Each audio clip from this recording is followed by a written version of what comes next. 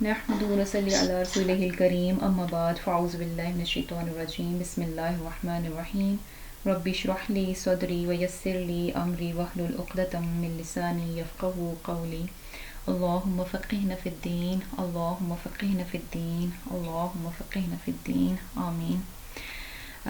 آج کا لیسن ہمارا جو ہے سورۃ توبہ کی آیت نمبر 113 سے ہے۔ اس میں اللہ سبحانہ تعالیٰ فرماتے ہیں ما کانا نہیں ہے لی نبیٍ نبی کے لیے والذین اور ان لوگوں کے لیے جو آمنو ایمان لائے، ان یہ کہ یستغفروا وہ بخشش مانگیں للمشرکین مشرکین کے لیے، ولو اور اگرچہ کانو وہ ہوں اولی قربا قرابت والے رشتے والے، من بعدی اس کے بعد کے ما تبینہ جب کہ ظاہر ہو گیا لہم ان پر انہم کہ وہ اصحاب الجحیم اہل دوزخ ہیں۔ اب یہاں پر جو ہے اس آیت میں اللہ سبحانہ تعالیٰ فرما رہے ہیں کہ پیغمبر اور مسلمانوں کو یہ زیب نہیں دیتا، ان کے یہ شایان شان نہیں ہے نبی اور مسلمانوں کے، نبی صلی اللہ علیہ وسلم اور مسلمانوں کی یہ شایان شان نہیں ہے کہ جب ان پر ظاہر ہو گیا کہ مشرک اہل دوزخ ہیں، کہ مشرکین کیا ہیں، اہل دوزخ ہیں، تو ان کے لیے وہ یعنی مسلمان ان کے لیے بخشش مانگیں، چاہے وہ مشرکین کیا ہوں کہ مسلمانوں کے قریبی رشتہ دار ہی کیوں نہ ہوں۔ یہاں پر بیسیکلی جو ہے جیسے کہ ہم نے پہلے پڑھا کہ منافقین کے لیے بھی ہمیں وہاں پر حکم دیا گیا کہ آپ صلی اللہ علیہ وسلم سے یہ کہا گیا کہ منافقین کی جو ہے نماز جنازہ جو ہے وہ نہ پڑھائی جائے۔ تو وہ تو بیسیکلی کیا تھا کہ اسی دور کی حد تک ہی تھا کہ وہ ظاہر سی بات ہے لوگ اپنے آپ کو مسلمان کہتے تھے لیکن ایکچولی وہ منافق تھے، اور اللہ سبحانہ تعالیٰ نے ان کی حقیقت جو ہے آپ صلی اللہ علیہ وسلم کو بتا دی تھی کہ کون کون سے لوگ جو ہیں منافق ہیں، تو آپ صلی اللہ علیہ وسلم کو منع کر دیا گیا کہ ان کی نماز جنازہ جو ہے وہ نہ پڑھائی جائے۔ تو یہاں پر جو ہے مشرکین کی اب بات کی جا رہی ہے کہ مشرکین کے لیے بھی نہ تو پیغمبر صلی اللہ علیہ وسلم اور نہ ہی مسلمان جو ہیں ان کی بخشش جو ہے مغفرت کی دعا کریں۔ اب یہ مشرکین چاہے ان کے اپنے ہی بہت قریبی رشتہ دار ہی کیوں نہ ہوں، کیونکہ یہ بات تو بہت کلیئر ہے کہ جو انسان شرک پر جو ہے اس دنیا سے چلا جائے گا شرک کے ساتھ ہی، تو وہ کیا ہے دوزخ میں جائے گا۔ تو بیسیکلی مشرکین کی مغفرت اور بخشش کی دعا کرنے سے جو ہے یہاں پر روک دیا گیا، آپ صلی اللہ علیہ وسلم کو بھی اور مسلمانوں کو بھی۔ اور کیا ہے کہ وما کانا اور نہ تھا استغفارو بخشش مانگنا ابراہیم علیہ السلام کا لی ابی ہی اپنے باپ کے لیے، الا مگر عن موعدۃ ایک وعدے کے سبب، وعدہا جو اس نے کیا، ایاہ اس سے اپنے باپ سے یعنی ابراہیم علیہ السلام نے اپنے باپ سے کیا تھا، فلما پھر جب تبینہ ظاہر ہو گیا لہو اس پر، انہو کہ وہ عدو دشمن ہے، یعنی ابراہیم علیہ السلام کا باپ انہو کہ وہ عدو دشمن ہے للہ اللہ کا، تبرأ پھر وہ بیزار ہو گئے، یعنی ابراہیم علیہ السلام جو ہے وہ بیزار ہو گئے منہ اس سے یعنی اپنے باپ سے، انا بے شک ابراہیم علیہ السلام لأواہ بہت نرم دل، حلیم بردبار تھے۔ اب بیسیکلی یہاں پر جو ہے ابراہیم علیہ السلام کا جو ہے، کیونکہ مشرکین مکہ کو یہ اعتراض بھی تھا کہ اچھا ابراہیم علیہ السلام کو، جیسے کہ مسلمان تو یہ کہتے تھے نا کہ ہم اصل میں ابراہیم علیہ السلام کے فالوورز ہیں، کہ جو جس دین پر وہ تھے، ابراہیم علیہ السلام جو ہے توحید کے دین پر تھے، تو مسلمان بھی کیا تھے، توحید کے دین پر تھے۔ اور دوسری طرف مشرکین مکہ بھی یہ دعویٰ کرتے تھے کہ ہم بھی جو ہے دین ابراہیمی پر ہیں۔ تو بیسیکلی جب یہاں پر جو ہے مسلمانوں کو مشرکین کی بخشش مانگنے سے منع کر دیا گیا کہ وہ مشرکین کے لیے بخشش نہ مانگے چاہے وہ ان کے اپنے ہی رشتہ دار کیوں نہ ہو، کیونکہ اس دور میں کیا تھا کہ ایک ہی گھر میں کیا تھا کہ باپ اگر مشرک ہے تو بیٹا مسلمان ہے، اس طرح سے تھا، پوری فیملی جو ہے وہ مسلمان نہیں ہوتی تھی، یعنی کچھ لوگ اس میں سے اسلام لے آتے اور باقی ابھی شرک پر ہی ہوتے، تو جو مسلمان ہو جاتے تو وہ اپنے جو فوت شدہ مشرکین تھے ان کی بخشش کی دعائیں مانگتے تھے، جو کہ یہاں پر جو ہے پھر منع کر دیا گیا۔ اب مشرکین مکہ کو یہ اعتراض ہوا کہ بھئی یہ مسلمان تو اپنے آپ کو کہتے ہیں کہ ہم دین ابراہیمی پر ہیں، دین ابراہیم علیہ السلام کے فالوورز ہیں، تو ابراہیم علیہ السلام نے تو اپنے باپ کی بخشش کی دعا مانگی تھی۔ تو یہاں پر اس چیز کو کلیئر کیا گیا کہ ابراہیم علیہ السلام نے جو ہے اپنے باپ سے وعدہ کیا تھا کہ وہ اللہ تعالیٰ سے ان کے لیے دعا کریں گے، ان کی بخشش کی دعا مانگتے رہیں گے۔ لیکن کیا تھا کہ وہ وعدہ کب تک کا تھا کہ جب تک کہ ان کا باپ جو ہے وہ زندہ رہا۔ اور یہ وعدہ انہوں نے کب کیا تھا؟ ابراہیم علیہ السلام نے اپنے باپ سے یہ وعدہ کہ وہ اپنے باپ کی بخشش کے لیے دعا مانگتے رہیں گے جب وہ بیسیکلی انہوں نے ابراہیم علیہ السلام نے اپنے گھر کو چھوڑا تھا۔ اور یہ چیز جو ہے اس کی تھوڑی سی ڈیٹیل جو ہے ہمیں سورہ مریم میں پتہ چلتی ہے کہ جیسے کہ ان آیات کی ٹرانسلیشن ہے کہ ان کے باپ نے جواب دیا، یعنی ابراہیم علیہ السلام نے جب ان کو جو ہے اسلام کی طرف بلایا، توحید کی طرف بلایا، تو ایسے میں توحید کی بات سن کر جو ہے ابراہیم علیہ السلام کے باپ نے ابراہیم علیہ السلام کو کیا جواب دیا کہ اے ابراہیم، کیا تو ہمارے معبودوں سے روگردانی کرتا ہے؟ سن، اگر تو باز نہ آیا تو میں تجھے سنسار کر دوں گا، پتھروں سے مار ڈالوں گا، جا ایک بڑی مدت کے لیے مجھ سے الگ ہو جا۔ بیسیکلی ابراہیم علیہ السلام کا باپ جو کہ شرک پر تھا، اس نے توحید کی بات سن کر جو ہے ابراہیم علیہ السلام سے بہت زیادہ جسے کہہ لیں کہ سخت رویہ جو ہے وہ اختیار کیا تھا۔ یعنی کیا کہا کہ اگر ابراہیم علیہ السلام توحید سے باز نہ آئے تو وہ ان کو سنسار کر دیں گے، پتھر مار مار کر جو ہے ان کو ہلاک کر دیں گے، اور یہ بھی کہا کہ وہ ان سے دور ہو جائیں، ایک لمبی مدت کے لیے ان سے جو ہے وہ الگ ہو جائیں۔ اتنے سخت اور ہارش رویے کے بعد ابراہیم علیہ السلام جو ہے اپنے باپ کو کیا جواب دیتے ہیں کہ آپ پر سلام ہو۔ اتنے سخت رویے کے بعد ابراہیم علیہ السلام نے کیا جواب دیا کہ آپ پر سلام ہو، میں اپنے رب سے آپ کی بخشش کی دعا کرتا رہوں گا، اور میرا رب مجھ پر حد درجہ مہربان ہے۔ تو بیسیکلی اس آیت میں، یہاں سورہ توبہ کی اس آیت میں یہ بات بتائی جا رہی ہے کہ ابراہیم علیہ السلام نے اپنے باپ کے لیے بخشش مانگی، استغفار کیا۔ کیوں کیا؟ اس کی ریزن کیا تھی کہ ابراہیم علیہ السلام نے اپنے باپ سے اس چیز کا وعدہ کیا تھا۔ یہاں پہ ہے نا کہ ما کانا استغفار ابراہیم لابیہ، کہ ابراہیم علیہ السلام کا اپنے باپ کے لیے بخشش چاہنا وہ کیا تھا؟ الا عن موعدۃ وعدها ایاہ، کہ وہ صرف ایک وعدے کے سبب تھا جو کہ ابراہیم علیہ السلام نے اپنے باپ سے گھر سے نکلتے وقت، اپنے گھر کو چھوڑتے وقت جو ہے اپنے باپ کے ساتھ کیا تھا کہ وہ اپنے باپ کے لیے بخشش کی دعا جو ہے وہ کرتے رہیں گے۔ لیکن ایونچولی کیا ہوا کہ فلما تبین لہ، کہ جب ابراہیم علیہ السلام پر یہ بات بالکل واضح ہو گئی۔ کب واضح ہو گئی؟ کہ ان کے باپ جو ہیں شرک ہی کی حالت میں اس دنیا سے چلے گئے۔ تو پھر کیا تھا کہ ان پر یہ بات واضح ہو گئی کہ وہ کون تھے؟ عدو للہ، کہ اللہ کا دشمن ہے، یعنی آخری لمحات تک بھی انہوں نے توحید کو نہیں قبول کیا۔ اور جب یہ بات ان پر، ابراہیم علیہ السلام پر بالکل ظاہر ہو گئی کہ شرک کے ساتھ ہی ان کا باپ اس دنیا سے چلا گیا، تو اس کے بعد ابراہیم علیہ السلام کا کیا رویہ تھا؟ تبرأ منہ، تب وہ اپنے باپ سے بیزار ہو گئے تھے۔ اور یہ ساری چیز بھی کہ جو ابراہیم علیہ السلام نے، ان کا باپ شرک پر تھا لیکن اس کے باوجود انہوں نے جو ہے ان پر سلامتی بھیجی اور ان سے وعدہ کیا کہ وہ بخشش کی دعا مانگیں گے۔ یہ سب کیوں تھا؟ ان ابراہیم لأواہ حلیم، کہ ابراہیم علیہ السلام بائی نیچر کیا تھے؟ بہت بہت زیادہ نرم دل تھے، بہت بہت زیادہ جو ہے نرم دل تھے۔ اور اواہ کے ایک معنی یہ بھی ہے کہ کثرت سے دعا کرنے والے تھے، بہت رحم دل تھے، اور کیا تھا کہ صاحب یقین تھے، اور یہ کہ بہت زیادہ تسبیح بیان کرنے والے تھے۔ اور سیکنڈ کیا ہے؟ حلیم، بردبار بھی تھے، یعنی کتنے زیادہ سخت رویہ تھا ان کے باپ کا، لیکن اس کے باوجود کیا تھا؟ ابراہیم علیہ السلام ان کی نیچر کیا تھی؟ حلیم تھے، بہت زیادہ جسے کہہ لیں کہ حلم تھا ان میں۔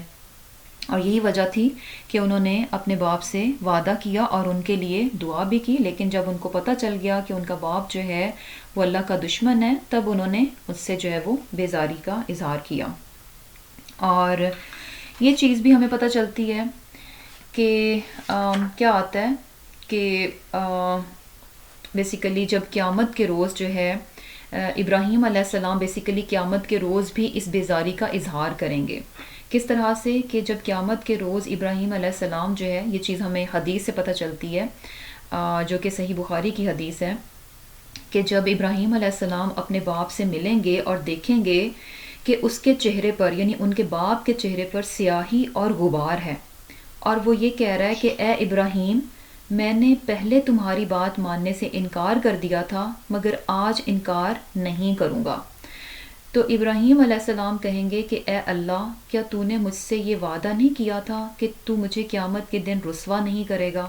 تو میرے لیے اس سے بڑھ کر رسوائی کی بات اور کیا ہو سکتی ہے کہ میرے باپ کو رحمت سے دور کر دیا گیا۔ حضرت ابراہیم علیہ السلام سے اس وقت کہا جائے گا کہ ذرا پیچھے پلٹ کر دیکھیں۔ تو جب آپ ابراہیم علیہ السلام پیچھے پلٹ کر دیکھیں گے تو وہاں کیا ہوگا کہ خاک اور خون میں تڑپتی ہوئی بجو کی ایک لاش ہے، پھر اسے پاؤں سے گھسیٹ کر جہنم میں پھینک دیا جائے گا۔ تو بیسیکلی کیا تھا کہ اللہ تعالیٰ نے ابراہیم علیہ السلام سے یہ وعدہ کیا تھا کہ ان کو قیامت کے دن رسوا نہیں کیا جائے گا۔ اب چونکہ ابراہیم علیہ السلام کے باپ جو ہیں قیامت کے روز اتنی بری حالت میں ہوں گے، تو یہ کیا تھی؟ رسوائی کی بات تھی۔ تو ابراہیم علیہ السلام کو رسوائی سے بچانے کے لیے اللہ تعالیٰ جو ہے یعنی کیا کر دیں گے کہ جیسے کیا کہا کہ ان کو پیچھے مڑ کے دیکھیں کہ کیا تھا کہ خاک و خون میں تڑپتی ہوئی بجو کی ایک لاش تھی، یعنی ان کی جو حالت تھی اس کے بعد بھی اس کو چینج کر دیا گیا تاکہ کوئی پہچان نہ سکے کہ یہ کون ہے۔ اس طرح سے کیا تھا کہ ابراہیم علیہ السلام کو جو ہے رسوائی سے بچایا گیا۔ اور پھر کیا ہے؟ وما کانا، اور نہیں ہے اللہ اللہ لیضل کہ گمراہ کر دے قومن کسی قوم کو بعد اذ ہداہم جبکہ ہدایت دے دی انہیں، حتیٰ یہاں تک کہ یبین واضح کر دے لہم ان پر ما یتقون کس چیز سے پرہیز کریں۔ ان اللہ بے شک اللہ بکل شیء ہر چیز سے علیم واقف ہے۔ یہاں پر اللہ تعالیٰ فرما رہے ہیں کہ اللہ تعالیٰ ایسا نہیں ہے کہ کسی قوم کو ہدایت دینے کے بعد گمراہ کر دے جب تک کہ ان کو وہ چیزیں نہ بتا دے جس سے کہ وہ پرہیز کریں۔ بے شک اللہ تعالیٰ ہر چیز کو جاننے والا ہے۔ اب یہاں پر جب یہ چیز بتائی گئی کہ مسلمان جو ہیں اپنے مشرک رشتہ دار جو کہ وفات پا چکے ہیں ان کے لیے اللہ تعالیٰ سے مغفرت کی دعا نہیں مانگ سکتے۔ اب یہ جاننے کے بعد مسلمانوں کو تھوڑی فکر ہوئی کہ اس سے پہلے تو وہ یعنی ظاہر سی بات ہے یہ کام کر رہے تھے کہ بھئی اپنے مشرکین رشتہ دار جو کہ فوت ہو چکے تھے ان کے لیے بخشش کی دعا مانگتے تھے۔ تو مسلمانوں کو یہ فکر ہوئی کہ اچھا اس کا مطلب ہے کہ ہم نے جو یہ حکم آنے سے پہلے جو دعا مانگتے رہے ہیں اس کا مطلب ہے کہ ہم پھر گناہ گار ہو گئے، اس کا کیا بنے گا؟ تو یہاں پر اس چیز کو اس آیت میں یہ چیز واضح کر دی گئی کہ اللہ تعالیٰ کسی قوم کو ہدایت دینے کے بعد گمراہ نہیں کرتا جب تک کہ ان کو وہ یہ بتا نہ دے کہ کس کس چیز سے ان کو رکنا ہے، کس کس چیز سے ان کو پرہیز کرنا ہے۔ یعنی بیسیکلی خلاصہ کیا ہے کہ انسان جو ہے اس کا مواخذہ کب ہوتا ہے؟ جب حکم آ جائے۔ اس کا مواخذہ کب ہوگا؟ جب حکم آ گیا، اس کے علم میں آ گیا، اس کے بعد بھی حکم جاننے کے بعد بھی وہ نافرمانی کرتا ہے اور اس حکم کے اگینسٹ چلتا ہے، تب تو کیا ہے کہ اس کا مواخذہ ہوگا، اس کی پکڑ ہوگی اور وہ گناہ گار ہوگا۔ لیکن لا علمی میں اور جب تک کہ حکم آیا نہیں تھا، کیونکہ دیکھیں وہاں پر تو کیا تھا کہ قرآن جو ابھی نازل ہو رہا تھا، وحی آ رہی تھی، احکامات آ رہے تھے، تو احکامات آنے سے پہلے جو کچھ ہوا وہ کیا ہے؟ اس پر جو ہے مسلمانوں کی پکڑ نہیں کی جائے گی۔ لیکن جب حکم آ گیا اس کے بعد اگر کوئی حکم کی نافرمانی کرتا ہے تو پھر جو ہے اس کی پکڑ ہوگی۔ تو یہاں پر بیسیکلی مسلمانوں کی اس چیز کی تسلی دے دی گئی کہ اس سے پہلے جو کچھ وہ کرتے رہے حکم آنے سے پہلے، تو اس پر جو ہے ان کی پکڑ نہیں ہوگی، لیکن آئندہ کے لیے کیا ہے؟ حکم آنے کے بعد کیا ہے کہ وہ محتاط ہو جائیں۔ اب اس سے ہمیں اپنے لیے بھی جو چیز پتہ چل رہی ہے وہ کیا ہے کہ جیسے کہ کفار اور مشرکین کے لیے دعا کی بات ہے، تو دعا ہم کتنی ان کے لیے کر سکتے ہیں؟ یعنی جب تک کہ کوئی مشرک اور کافر زندہ ہے، جب تک کہ وہ زندہ ہے تو اس کی ہدایت اور رہنمائی کے لیے اللہ تعالیٰ سے دعائیں مانگی جا سکتی ہیں کہ اللہ تعالیٰ جو ہے ان کفار کو، ان مشرکین کو ہدایت عطا فرما دے۔ یہ دعا کی جا سکتی ہے جب تک کہ وہ مشرک اور کافر کیا ہیں؟ زندہ ہے۔ لیکن جب وہ اپنے شرک اور کفر ہی کی حالت میں اس دنیا سے چلا گیا تو تب کیا ہے؟ تب تو یہ بات بالکل واضح ہو گئی کہ وہ جو ہے اللہ کا دشمن ہے، یعنی وہ جو ہے اپنے شرک ہی کے ساتھ اس دنیا سے چلا گیا، تو اب جو ہے یہ بات بالکل واضح ہے کہ وہ کیا ہے؟ اصحاب الجحیم ہے، جہنم میں جانے والا ہے۔ تو پھر اس کے لیے جو ہے مغفرت اور بخشش کی دعا جو ہے وہ نہیں مانگی جا سکتی۔ صرف جب تک وہ زندہ ہیں تب تک ان کی ہدایت اور رہنمائی کی دعا جو ہے وہ کی جا سکتی ہے، لیکن اگر شرک کے ساتھ وہ اس دنیا سے چلے جائیں تو پھر جو ہے کیا ہے کہ ان کے لیے دعا نہیں کی جا سکتی۔ اور پھر کیا ہے؟ ان اللہ، بے شک اللہ، لہو، اسی کے لیے ہے، ملک السماواتی، بادشاہت آسمانوں کی، والارضی، اور زمین کی، یحیی، وہی زندگی بخشتا ہے، ویمیتو، اور موت دیتا ہے، وما لکم، اور نہیں ہے تمہارے لیے، من دون اللہ، اللہ کے سوا، میو ولیجن، کوئی دوست، ولا، اور نہ نصیر، مددگار۔ یہاں پر جو ہے اللہ سبحانہ تعالیٰ کی ملکیت اور اس کی قدرت کا پتہ چل رہا ہے کہ اللہ تعالیٰ ہی ہے جس کے لیے آسمانوں اور زمین کی بادشاہت ہے، اور وہی زندگی دیتا ہے اور وہی موت دیتا ہے، اور کیا ہے کہ اللہ کے سوا کوئی دوست اور مددگار نہیں ہے۔ بیسیکلی کیا ہے کہ جیسے کہ ہمیں پیچھے پتہ چل رہا ہے کہ ابراہیم علیہ السلام جو ہیں خلیل اللہ ہیں، اللہ سبحانہ تعالیٰ کے دوست ہیں، خلیل ہیں، لیکن اس کے باوجود بھی اگر ان کا باپ شرک پر تھا تو وہ اپنے باپ کو بچا نہیں سکے۔ تو بیسیکلی کیا ہے کہ جس انسان کا ولی جو ہے اللہ تعالیٰ نہ بنے، جس کا نصیر اللہ تعالیٰ نہ بنے، جس کا دوست اور مددگار اللہ تعالیٰ نہ بنے، تو پھر اس کو جو ہے نا کوئی بھی نہیں بچا سکتا، اور یہی بات جو ہے یہاں پر اس آیت میں بتائی جا رہی ہے۔ اور پھر کیا ہے؟ لقد، بے شک، تابہ، مہربانی فرمائی، اللہ، اللہ نے، علی النبی، پیغمبر پر، والمہاجرین، اور مہاجرین پر، والانصاری، اور انصار پر، الذین، جنہوں نے، اتبعوہ، پیروی کی، ان کی کن کی؟ آپ صلی اللہ علیہ وسلم کی۔ کب پیروی کی؟ فی ساعۃ العسرہ، مشکل کی گھڑی میں، اور یہ مشکل کی گھڑی کون سی تھی؟ غزوہ تبوک کی بات ہو رہی ہے۔ من بعد، اس کے بعد کے، ما کادا، جب قریب تھا کہ، یزیغ، پھر جائیں، قلوب، دل، فریق منہم، ان میں سے ایک فریق کے، یعنی یہ مسلمانوں ہی کی بات ہو رہی ہے کہ مسلمانوں ہی میں سے ایک گروہ کے دل کیا تھے کہ یزیغ، پھر جائیں، لیکن کیا ہوا؟ ثم، پھر، تاب علیہم، مہربانی فرمائی ان پر اللہ تعالیٰ نے، انہو، بے شک وہ، یعنی اللہ تعالیٰ، بہم، ان پر، ان مسلمانوں پر جن کے دل جو ہے تھوڑے پھر گئے تھے، ان پر کیا ہے؟ رعوف، نہایت شفقت کرنے والا، رحیم، مہربان ہے۔ اب یہاں پر جو ہے بیسیکلی پھر سے کیا ہے؟ غزوہ تبوک کی ہمیں جو ہے وہ بات بتائی جا رہی ہے۔ اب یہاں پر جو ہے لقد تاب اللہ، اللہ تعالیٰ جو ہے مہربان ہوا اپنے نبی پر صلی اللہ علیہ وسلم پر، مہاجرین پر اور انصار پر، اور ان لوگوں پر جنہوں نے کہ غزوہ تبوک میں جو ہے آپ صلی اللہ علیہ وسلم کی پیروی کی، یعنی آپ کا ساتھ دیا۔ اب یہاں پر جو ہے نا تابہ کا ورڈ، جیسے کہ پیچھے ہم نے پڑھی تھی، ایک خوبی پڑھی تھی، التائبون، تو تائبون کیا تھا کہ تابہ کیا ہوتا ہے کہ پلٹنا، تو بیسیکلی کیا ہوتا ہے کہ یعنی جب یہ انسان کی طرف سے آتا ہے کہ توبہ ہوتی ہے، کہ انسان توبہ کرتا ہے، تو اس کا پلٹنا کیا ہوتا ہے کہ انسان جو ہے گناہ کرنے کے بعد جب اسے احساس ہوتا ہے کہ اس نے غلطی کر لی، تو پھر کیا ہے؟ وہ اللہ تعالیٰ کی طرف پلٹتا ہے، اللہ تعالیٰ کی طرف رجوع کرتا ہے۔ کس کام کے لیے رجوع کرتا ہے؟ اپنی بخشش کے لیے، اپنی معافی کے لیے، اعتراف کرنے کے لیے، ندامت کا اظہار کرنے کے لیے۔ تو یہ توبہ کیا ہوتا ہے؟ انسان کا پلٹنا اللہ کی طرف جب اس سے گناہ ہو جاتا ہے۔ بیسیکلی جو ہے توبہ اور استغفار جو ہے نا، یہ صرف یہ نہیں ہے کہ گناہ گار انسان ہی جو ہے وہی کرتا ہے، وہی اپنے رب کی طرف پلٹتا ہے، بلکہ کیا ہے کہ وہ شخص جس سے کہ گناہ نہیں بھی ہوا، تو وہ بھی کیا ہے، توبہ اور استغفار کرتا ہے، اپنے رب کی طرف پلٹتا ہے. تو بیسیکلی دونوں میں فرق کیا ہوتا ہے کہ ایک توبہ وہ ہوتی ہے جو انسان گناہ کر کے اپنے رب کی طرف جاتا ہے، تو وہ اس کی بخشش کے لیے ہوتی ہے کہ اللہ تعالیٰ اس کو معاف کر دیں گے. لیکن انسان جو بغیر گناہ کے توبہ استغفار کرتا ہے، اپنے رب کی طرف پلٹتا ہے، تو یہ توبہ استغفار کیا ہے، اس کے درجات کو بلند کرنے کے لیے ہوتا ہے. لیکن یہاں پر جو ہے توبہ کا ورڈ اللہ تعالیٰ کی طرف سے آیا.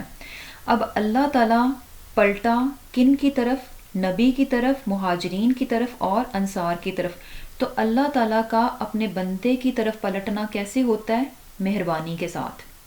اللہ تعالیٰ یعنی تاب اللہ، اللہ تعالیٰ پلٹا اپنے بندے کی طرف کیسے؟ مہربانی کے ساتھ. یہ مہربانی اللہ تعالیٰ کی اپنے بندوں پر کیا ہوتی ہے کہ اللہ تعالیٰ اپنے بندے کو توبہ کرنے کی توفیق عطا فرماتا ہے. یعنی اس کو جو ہے، کیونکہ کیا ہوتا ہے کہ یہ توبہ کی توفیق بھی جو ہے نا سبھی کو نہیں ملتی، لوگ گناہ کرتے رہتے ہیں اور معافی بھی نہیں مانگتے. تو یہ جو انسان کو توبہ کی توفیق ملتی ہے کہ گناہ کیا، اس کے بعد احساس اٹھا اور پھر اپنے رب سے جو ہے، اپنے رب کے سامنے انسان شرمندہ ہوتا ہے، ندامت کا اظہار کرتا ہے، اعتراف جرم کرتا ہے اور پھر اپنے جرم کی جو ہے معافی طلب کرتا ہے. یہ توبہ کی توفیق جو ہے نا، یہ اللہ تعالیٰ کی سراسر مہربانی ہوتی ہے کہ اسے جو ہے توفیق مل جاتی ہے. اور اس کے ساتھ ساتھ اللہ تعالیٰ کی مہربانی کیا ہوتی ہے؟ توبہ کی توفیق دی اور پھر توبہ کو قبول کر کے، یہ بھی کیا ہے؟ اللہ تعالیٰ کی مہربانی ہوتی ہے. تو بیسیکلی اللہ تعالیٰ جو ہے اپنے بندے کی طرف پلٹتا ہے کیسے؟ اسے توبہ کی توفیق دے کر اور پھر اس کی توبہ کو قبول فرما کر. تو یہاں پر جو ہے اللہ تعالیٰ جو ہے مہربان ہوا اپنے پیغمبر پر، مہاجرین پر اور انصار پر، اور ان لوگوں پر جنہوں نے غزوہ تبوک میں ساعۃ العسرہ میں جو ہے آپ صلی اللہ علیہ وسلم کا ساتھ دیا. اور یہ ساتھ کب دیا؟ وہاں پر ہوا کیا تھا کہ یعنی یہ سچویشن بھی تھی کہ مسلمانوں ہی میں سے کچھ ایسے لوگ بھی تھے، سارے مسلمانوں کی بات نہیں ہے، مسلمانوں ہی میں سے کچھ ایسے لوگ تھے کہ جن کے دل جو ہے وہ پھر گئے تھے. کس بات سے پھر گئے تھے؟ کہ یعنی غزوہ تبوک کے لیے جانے کے لیے تھوڑا گھبرا رہے تھے کہ جو ہے، یعنی ظاہر سی بات ہے، چونکہ یہ جیسے یہاں پر بھی دیکھیں کہ ہم یہ بات پہلے بھی ڈسکس کر چکے ہیں کہ غزوہ تبوک جو ہے نا، یہ کوئی آسان جسے کہہ لیں کہ وہ نہیں تھا، غزوہ آسان نہیں تھا، بہت بہت زیادہ مشکل کی گھڑی تھی. اسی لیے اس کا نام بھی یہاں پر ہمیں کیا نظر آ رہا ہے؟ ساعۃ العسرہ، مشکل کی گھڑی. کیا کیا مشکلیں تھیں اس میں؟ نان و نفقہ بہت کم تھا، یعنی جن لوگوں نے جانا تھا ان کے پاس جانے کے لیے چیزیں جو ہے، جو سفر میں ان کو کھانا پینا ایوری تھنگ جو بھی چاہیے تھی وہ بہت کم تھی، سواریاں کم تھیں، شدید قسم کی گرمی تھی. سفر جو تھا نا بہت بہت زیادہ مشکل تھا، لمبا تھا اور شدید گرمی کے ساتھ تھا. اب امیجن کریں کہ وہ شخص جس کو تپتی صحرا میں جو ہے پیدل سفر کرنا پڑے. ریت جو ہے نا اس کی گرمی، یعنی عام زمین بھی گرم ہو جاتی ہے لیکن ریت کیا ہوتی ہے؟ بہت زیادہ گرم ہو جاتی ہے. اور پھر یہ بھی تھا کہ فصلیں بالکل تیار تھیں. اب ایسے میں انسان کے دل میں لالچ آ جاتا ہے کہ بھئی بالکل تیار ہے، اب ہم اس سے فائدہ بھی نہیں اٹھا سکیں گے، سفر پر ہم نکل جائیں. تو یہ ساری مشکلات تھیں جس کی وجہ سے کیا تھا کہ کچھ لوگ جو تھے ان کے دل کیا تھے؟ ہچکچا رہے تھے جانے کے لیے. لیکن کیا ہوا؟ ثم تاب علیہم، اللہ تعالیٰ ان پر مہربان ہوا. بیسیکلی تھوڑا سا ڈاواں ڈول ہوئے لیکن اللہ تعالیٰ نے ان کو ثابت قدمی جو ہے وہ دی اور نیکی کرنے کی توفیق دے دی. ان کو ثابت قدم رکھا، پیچھے نہیں ہٹنے دیا. یعنی ہچکچائے ضرور تھے، تھوڑے ڈاواں ڈول ہوئے لیکن اللہ تعالیٰ نے ان کے قدموں کو جما دیا، ان کو ثابت قدمی دی اور ان کو نیکی کرنے کی توفیق دے. تو بیسیکلی ثم تاب علیہم سے ہمیں کیا بات پتہ چل رہی ہے کہ نیکی کرنے کی توفیق اور اس میں ثابت قدمی دکھانا یہ کیا ہے؟ سراسر اللہ تعالیٰ ہی کی طرف سے ملتی ہے. یہ اللہ سبحانہ تعالیٰ کی مہربانی ہوتی ہے. انسان کوشش ضرور کرتا ہے. اب یہ مسلمان بھی جانا تو چاہ رہے تھے لیکن مشکلات نظر آ رہی تھیں جس کی وجہ سے تھوڑا ہچکچا رہے تھے. تو کیا ہوا کہ اللہ تعالیٰ ان پر مہربان ہوا اور ان کو نیکی کی توفیق دے دی. تو بیسیکلی کیا ہے کہ انسان کوشش ضرور کرے اور اس کے بعد کیا ہے اپنے رب کی طرف امید لگائے کہ وہ اسے جو ہے نیکی کرنے کی توفیق بھی دے دے گا اور نیکی میں ثابت قدمی جو ہے وہ عطا فرمائے گا. اور کیا ہے کہ اللہ تعالیٰ جو ہے رعوف اور رحیم ہے، نہایت شفقت کرنے والا اور مہربان ہے۔ اب یہاں پر جو ہے جیسے کہ اس کو ساعت الاسرہ کہا گیا کہ بہت زیادہ تنگی تھی، تو اس کی ایک ہمیں حدیث میں تھوڑی سی ذرا ڈسکرپشن پتہ چلتی ہے، اس سے ہمیں اندازہ ہوگا کہ یہ سفر جو ہے، یہ غزوہ جو ہے کتنا زیادہ مشکل تھا مسلمانوں کے لیے۔ اس میں حدیث میں آتا ہے کہ جب حضرت عمر بن خطاب رضی اللہ تعالیٰ عنہ سے اس غزوہ اسرہ کے بارے میں پوچھا گیا، تو انہوں نے بتایا کہ ہم رسول اللہ صلی اللہ علیہ وسلم کے ہمراہ سخت گرمی کے موسم میں تبوک کی طرف روانہ ہوئے۔ رستے میں ایک جگہ ہم نے جب پڑاؤ ڈالا تو ہمیں شدید پیاس لگی۔ پیاس کی شدت کے باعث یوں محسوس ہونے لگا کہ ہماری گردنیں کٹ جائیں گی، اتنی زیادہ جو ہے وہ گرمی تھی۔ آدمی جو ہے بے قرار ہو کر پانی کی تلاش میں ادھر ادھر جاتا، مگر اسے کہیں پانی نظر نہ آتا تو واپس آ جاتا اور گمان کرنے لگتا کہ بس اب اس کی زندگی تمام ہو جائے گی۔ امیجن کریں کہ اتنا انسان جو ہے، یعنی پانی کے بغیر پیاس لگی ہوئی ہے اور پانی انسان کو نظر نہیں آ رہا، اور صحرا میں جب انسان کو پانی نہ ملے تو اسے پھر موت ہی نظر آتی ہے۔ اور یہی چیز، یہی حالت کیا تھی؟ مسلمانوں کی تھی کہ انہیں لگ رہا تھا کہ اب تو ان کی زندگی کیا ہے؟ تمام ہو جائے گی۔ تو ایسے میں کیا تھا کہ نوبت یہاں تک پہنچ گئی کہ لوگوں نے اونٹ ذبح کر کے ان کی اوجڑی نچوڑ کر پینا شروع کر دی ہے، حالانکہ سواریاں بھی کم تھیں۔ امیجن کریں کہ وہاں پر یعنی پیاس کی کتنی شدت تھی کہ سواریاں بھی کم تھیں، اس کے باوجود پیاس سے اس قدر مجبور تھے کہ انہوں نے اپنی قیمتی سواریاں جو ہیں ان کو بھی ذبح کرنا شروع کر دیا اور اس کی اوجڑی جو ہے نچوڑ کر پینا شروع کر دی، اور جو باقی بچتا اسے اپنے جگر پر لگا لیتے۔ اس صورتحال میں حضرت ابو بکر صدیق رضی اللہ تعالیٰ عنہ نے عرض کی کہ اے اللہ کے رسول صلی اللہ علیہ وسلم، اللہ تعالیٰ نے تو آپ کی دعا کو شرف قبولیت سے نوازا ہے، آپ ہمارے لیے دعا کیجئے۔ تو آپ صلی اللہ علیہ وسلم نے فرمایا کیا تم یہ پسند کرتے ہو، یعنی کیا تم یہ چاہتے ہو کہ میں دعا کروں؟ تو اس پر انہوں نے عرض کی کہ جی ہاں۔ تو آپ صلی اللہ علیہ وسلم نے دعا کے لیے اپنے دونوں ہاتھ اٹھا دیے، اور ابھی دعا سے فارغ بھی نہیں ہوئے تھے کہ آسمان سے موسلادھار بارش برسنے لگی۔ پھر تھوڑی دیر بعد ہی بارش رک گئی اور لوگوں نے اپنے برتن جو تھے بارش سے بھر لیے۔ اور پھر کیا ہوا کہ وہ فرماتے ہیں کہ جب ہم اپنے پڑاؤ کی اس جگہ سے باہر نکلے، آگے نکلے، تو ہمیں کہیں پانی نظر نہیں آیا، کیونکہ اللہ تعالیٰ نے کیا تھا کہ صرف اسی لشکر ہی کو پانی سے نوازا تھا۔ سبحان اللہ، یعنی صرف اس حصے میں ہی جو ہے بارش ہوئی جہاں پر کہ مسلمانوں کا لشکر تھا۔ اب یہاں سے ہمیں جو اپنے لیے لیسن مل رہا ہے وہ کیا ہے کہ جب انسان اللہ کے راستے میں نکلتا ہے تو یہ کبھی بھی نہیں ہوتا کہ ہمیشہ آسانی آسانی آسانی ہی رہے، اس کے زندگی میں مشکلات بھی آتی ہیں، اس کام کو کرتے ہوئے اسے یقیناً جو ہے نا سم ٹائمز بہت زیادہ مشکل بھی اٹھانی پڑے گی۔ اب یہیں پہ مثال لے لیں کہ جیسے کہ عام دنوں میں ہمارے لیے اس کلاس کو لینا بڑا آسان ہوتا ہے، لیکن کرتے کرتے رمضان آ جاتا ہے، رمضان سے بھی پھر آخری عشرہ آتا ہے جس میں کہ مارننگ میں صبح میں اٹھنا جو ہے نا اور زیادہ مشکل ہو جاتا ہے۔ تو بیسیکلی کیا ہے کہ یہ چیزیں جو ہے نا چلتی رہتی ہیں، ان سے گھبرا کر انسان کو پیچھے نہیں ہٹنا چاہیے، چھوٹی چھوٹی چیزوں پر انسان کو گیو اپ نہیں کر دینا چاہیے کہ انسان اپنے کام ہی سے جو ہے وہ پیچھے ہٹ جائے۔ لیکن یہاں پر جو ہے جو چیز ہمیں مین پتہ چل رہی ہے کہ انسان جب پیچھے نہیں ہٹتا، اللہ کے راستے میں آگے بڑھتا جاتا ہے تو اللہ تعالیٰ جو ہے خود اس کے سامنے مشکلات کو لا کر اسے آزماتے ہیں کہ وہ انسان اپنے قول و فعل میں کتنا سچا ہے، کہ یہ جو اچھے حالات میں اطاعت و بندگی کے بڑے بڑے دعوے کرتا ہے کہ میں اپنے رب کی ہمیشہ فرما برداری کروں گا، اپنے رب کے لیے یہ کر جاؤں گا، تو یہ اپنے وعدے کو ذرا سی مشکل پڑنے پر بھی نبھاتا ہے یا کہ فوراً گیو اپ کر دیتا ہے۔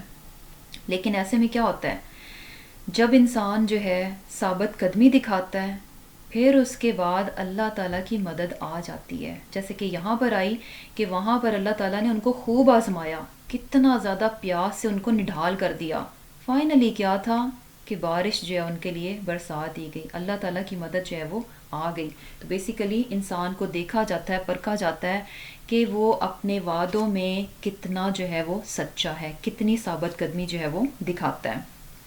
اور پھر کیا ہے وعلی الثلاثتی، اور اوپر ان تین کے الذین کہ جن کا معاملہ خلفو ملتوی رکھا گیا، حتیٰ یہاں تک کہ اذا جب ضاقت تنگی ہوئی علیہم ان پر الارض زمین بما رحبت باوجود فراخی کے، وضاقت اور دوبر ہو گئیں تنگ ہو گئیں علیہم ان پر انفسہم جانیں ان کی، وظنوا اور وہ یقین کر گئے ان کے لا ملجا نہیں کوئی پناہ من اللہ اللہ سے الا مگر الیہ اسی کی طرف، ثم پھر تاب علیہم مہربانی کی ان پر لیتوبوا تاکہ وہ توبہ کریں، ان اللہ بے شک اللہ ہوا وہ التواب بار بار توبہ قبول کرنے والا ہے، الرحیم بار بار رحم فرمانے والا ہے۔ اب یہاں پر جو ہے کچھ صحابہ کرام کا ذکر ہے، 3 صحابہ کرام کا ذکر ہے جن کا کہ توبہ کا معاملہ جو ہے ملتوی کر دیا گیا تھا، کچھ عرصے کے لیے ان کی توبہ کو ٹال دیا گیا تھا، جیسے کہ ہم نے پہلے پڑھا اور ہم شروع سے دیکھ رہے ہیں کہ غزوہ تبوک کے موقع پر لوگ جو کی مختلف گروہ بن گئے تھے، منافقین تھے جو کہ جنہوں نے بہانے بنائے اور نہیں گئے، کچھ منافقین ایسے تھے جو ساتھ تو گئے لیکن وہاں جا کر انہوں نے بڑی گڑبڑ کی، اور ایک گروہ ایسا تھا جو کہ مسلمانوں کا جو کہ جانا چاہتا تھا لیکن مجبور تھا، فزیکلی ڈسیبل تھے، سواریاں نہیں تھیں یا کچھ اور مجبوریاں تھیں، جینون ریزنز تھیں جن کی وجہ سے وہ نہیں جا پا رہے تھے، تو اللہ تعالیٰ نے ان کو بھی معاف کر دیا تھا کیونکہ ان کی جینون ریزن تھی، اور منافقین جنہوں نے بہانے بنائے اور جو ساتھ گئے، دونوں کو خوب جو ہے وہ اللہ تعالیٰ نے ان کی جو برائیاں تھیں ان کا جو ہے اس میں ذکر کیا گیا اور ان کی جو ہے مذمت کی گئی۔ اب کچھ خالص مسلمان ایسے تھے تقریباً 10 کے قریب جو کہ کیا تھا کہ سچے مسلمان تھے اور اپنے اخلاص کو غزوہ تبوک سے پہلے یعنی بہت سے موقعوں پر جو ان کا اخلاص تھا اپنے رب کے ساتھ، بہت بار اس بات کو ثابت کر چکے تھے کہ وہ سچے اور پکے مسلمان ہیں، لیکن یہاں پر کیا ہوا کہ تھوڑی سستی دکھا گئے، اور اس میں سے 7 مسلمان ایسے تھے کہ جنہوں نے آقا صلی اللہ علیہ وسلم جب واپس مدینہ آئے تو انہوں نے اپنے آپ کو مسجد نبوی کے ستون سے باندھ لیا اور کہا کہ جب تک جو ہے آقا صلی اللہ علیہ وسلم خود سے نہیں کھولیں گے تب تک جو ہے ہم یہیں بندھے رہیں گے، کچھ کھائیں گے نہیں، پئیں گے نہیں۔ تو فائنلی کیا ہوا کہ اللہ تعالیٰ نے ان کو معاف کر دیا، ان کے لیے جو ہے توبہ جو ہے وہ قرآن میں یعنی بتا دیا گیا کہ اللہ تعالیٰ نے ان کو معاف کر دیا، اور فائنلی رسول اللہ صلی اللہ علیہ وسلم نے ان کو پھر کھول دیا۔ لیکن 3 صحابہ ایسے تھے جن کی توبہ کا معاملہ ابھی ملتوی کر دیا گیا، ان کو ابھی بھی معاف نہیں کیا گیا تھا، ان کی توبہ ابھی بھی قرآن کے ذریعے جو ہے وہ نہیں ظاہر کی گئی تھی۔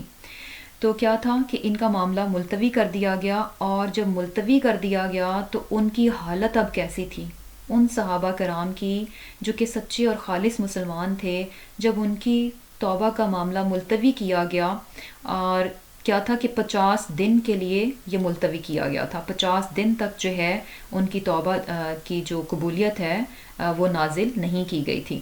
تو اس دوران جو ان کی حالت تھی اس کو یہاں پر اس آیت میں بیان کیا جا رہا ہے کہ زمین جو ہے بڑی فراخ تھی، لیکن انہیں کیا لگ رہا تھا کہ زمین ان پر تنگ ہو گئی، اور پھر کیا تھا کہ اپنی جانیں بھی جو ہیں ان کو اپنے اوپر جو ہے وہ دوبر ہو گئیں، یعنی اپنی زندگی ان پر جو ہے نا بھاری ہو گئی، زمین ان کے لیے ایسے لگتا تھا کہ کھلی ہونے کے باوجود کیا تھا کہ تنگ پڑ گئی، اور انہوں نے اب ان کو اس بات پر یقین ہو گیا تھا کہ اللہ کے سوا کوئی پناہ نہیں ہے، یعنی اللہ تعالیٰ سے ہم کہیں بھاگ نہیں سکتے، اگر اللہ تعالیٰ ہمیں پناہ دے دے گا، ہماری توبہ کو قبول کر لے گا تو ٹھیک ہے، لیکن اگر اللہ تعالیٰ نے ہمیں پناہ نہ دی، ہماری توبہ کو قبول نہ کیا، تو پھر اس کے سوا کوئی نہیں ہے جو کہ ہمیں پناہ دے سکے، اللہ کی سزا سے ہمیں بچا سکے۔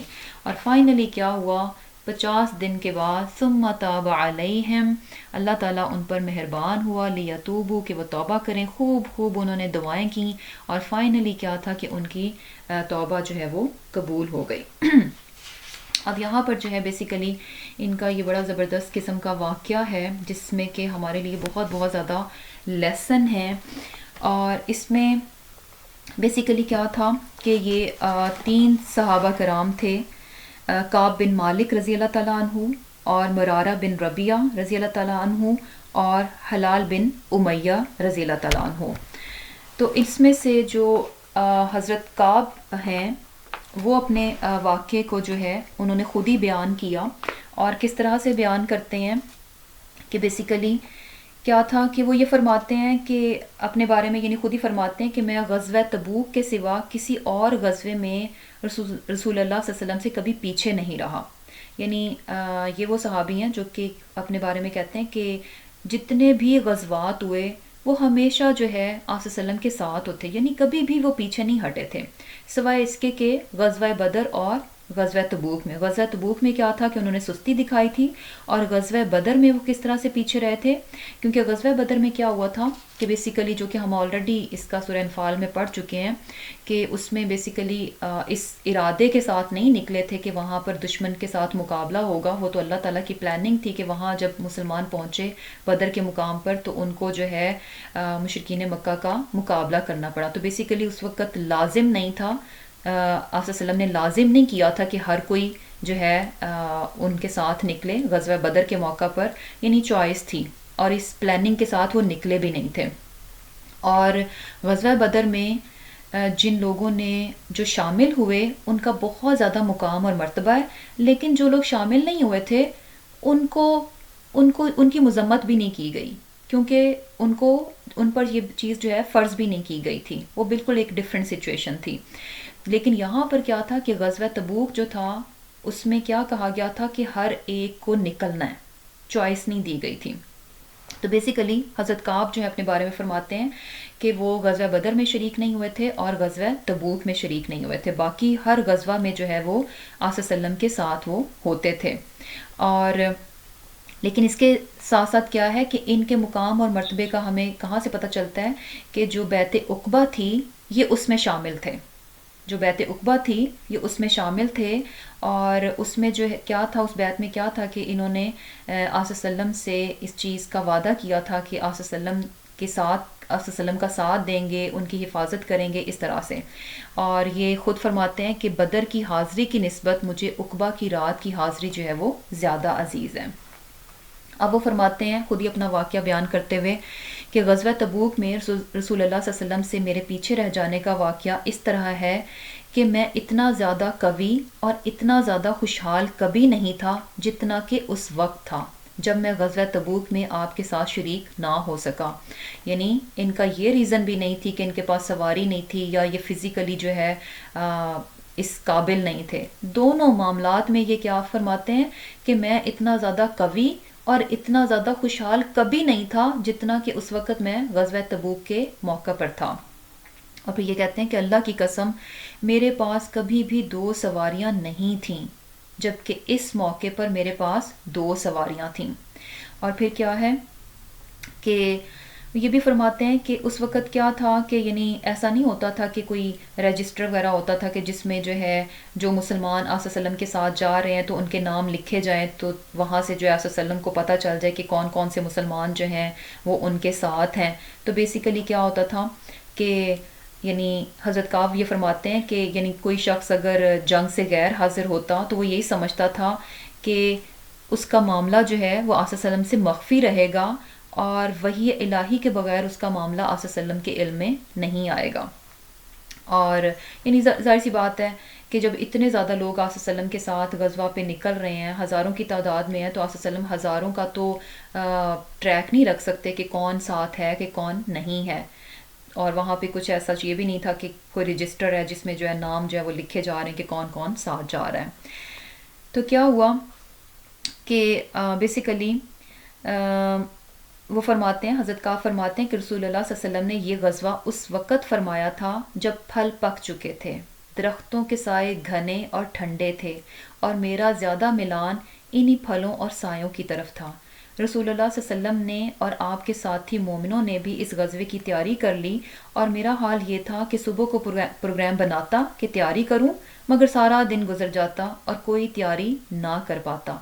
اور اپنے دل میں سوچتا کہ میں جب چاہوں گا جہاد میں شریک ہو جاؤں گا، کیونکہ میرے پاس تو تمام وسائل موجود ہیں۔ میری صورتحال یہی رہی اور لوگوں نے جہاد کی تیاری مکمل کر لی، حتیٰ کہ ایک دن صبح سویرے آپ صلی اللہ علیہ وسلم اور مسلمان جو ہے منزل کی طرف روانہ ہو گئے، اور میں نے ابھی تک قطعاً کوئی تیاری نہیں کی۔ میں نے کہا کہ میں تو 1 یا 2 دن کے بعد بھی تیاری کر کے آپ کے ساتھ مل جاؤں گا، یعنی میرے پاس تو سواری ہے، سواری میرے پاس بڑی تیز ہے، ہر چیز میرے پاس ہے، تو مجھے کوئی زیادہ دیر نہیں لگے گی۔ اگر مسلمان جو ہے نکل بھی چکے ہیں تو میں 1-2 دن کے بعد بھی اگر پیچھے پیچھے چل پڑا تو میں ان کو یعنی ان کے ساتھ مل جاؤں گا۔ تو ہوا کیا کہ ایک دن گزر گیا، دوسرے دن کی صبح بھی گزر گئی، پھر انہوں نے کوئی تیاری نہیں کی، اور کیا تھا کہ اسی طرح کرتے کرتے جو ہے کافی دن گزر گئے، اور یہ جو تھے آپ صلی اللہ علیہ وسلم کے ساتھ نہیں جا سکے۔ اور پھر کیا ہوا کہ جب یعنی یہ موقع بھی ہاتھ سے نکل گیا کہ 1-2 دن کے وقفے سے یہ کیچ کر لیں گے اس قافلے کو، تو وہ موقع بھی انہوں نے ہاتھ سے گنوا دیا۔ اور کیا تھی؟ صرف سستی۔ جانا چاہ رہے تھے، ہر روز یہ ارادہ کرتے کہ اچھا تیاری کرتا ہوں، لیکن سستی کی وجہ سے کیا تھا کہ نہیں کر پائے۔ اور پھر کیا تھا کہ فائنلی یہ موقع بھی ان کے ہاتھ سے نکل گیا۔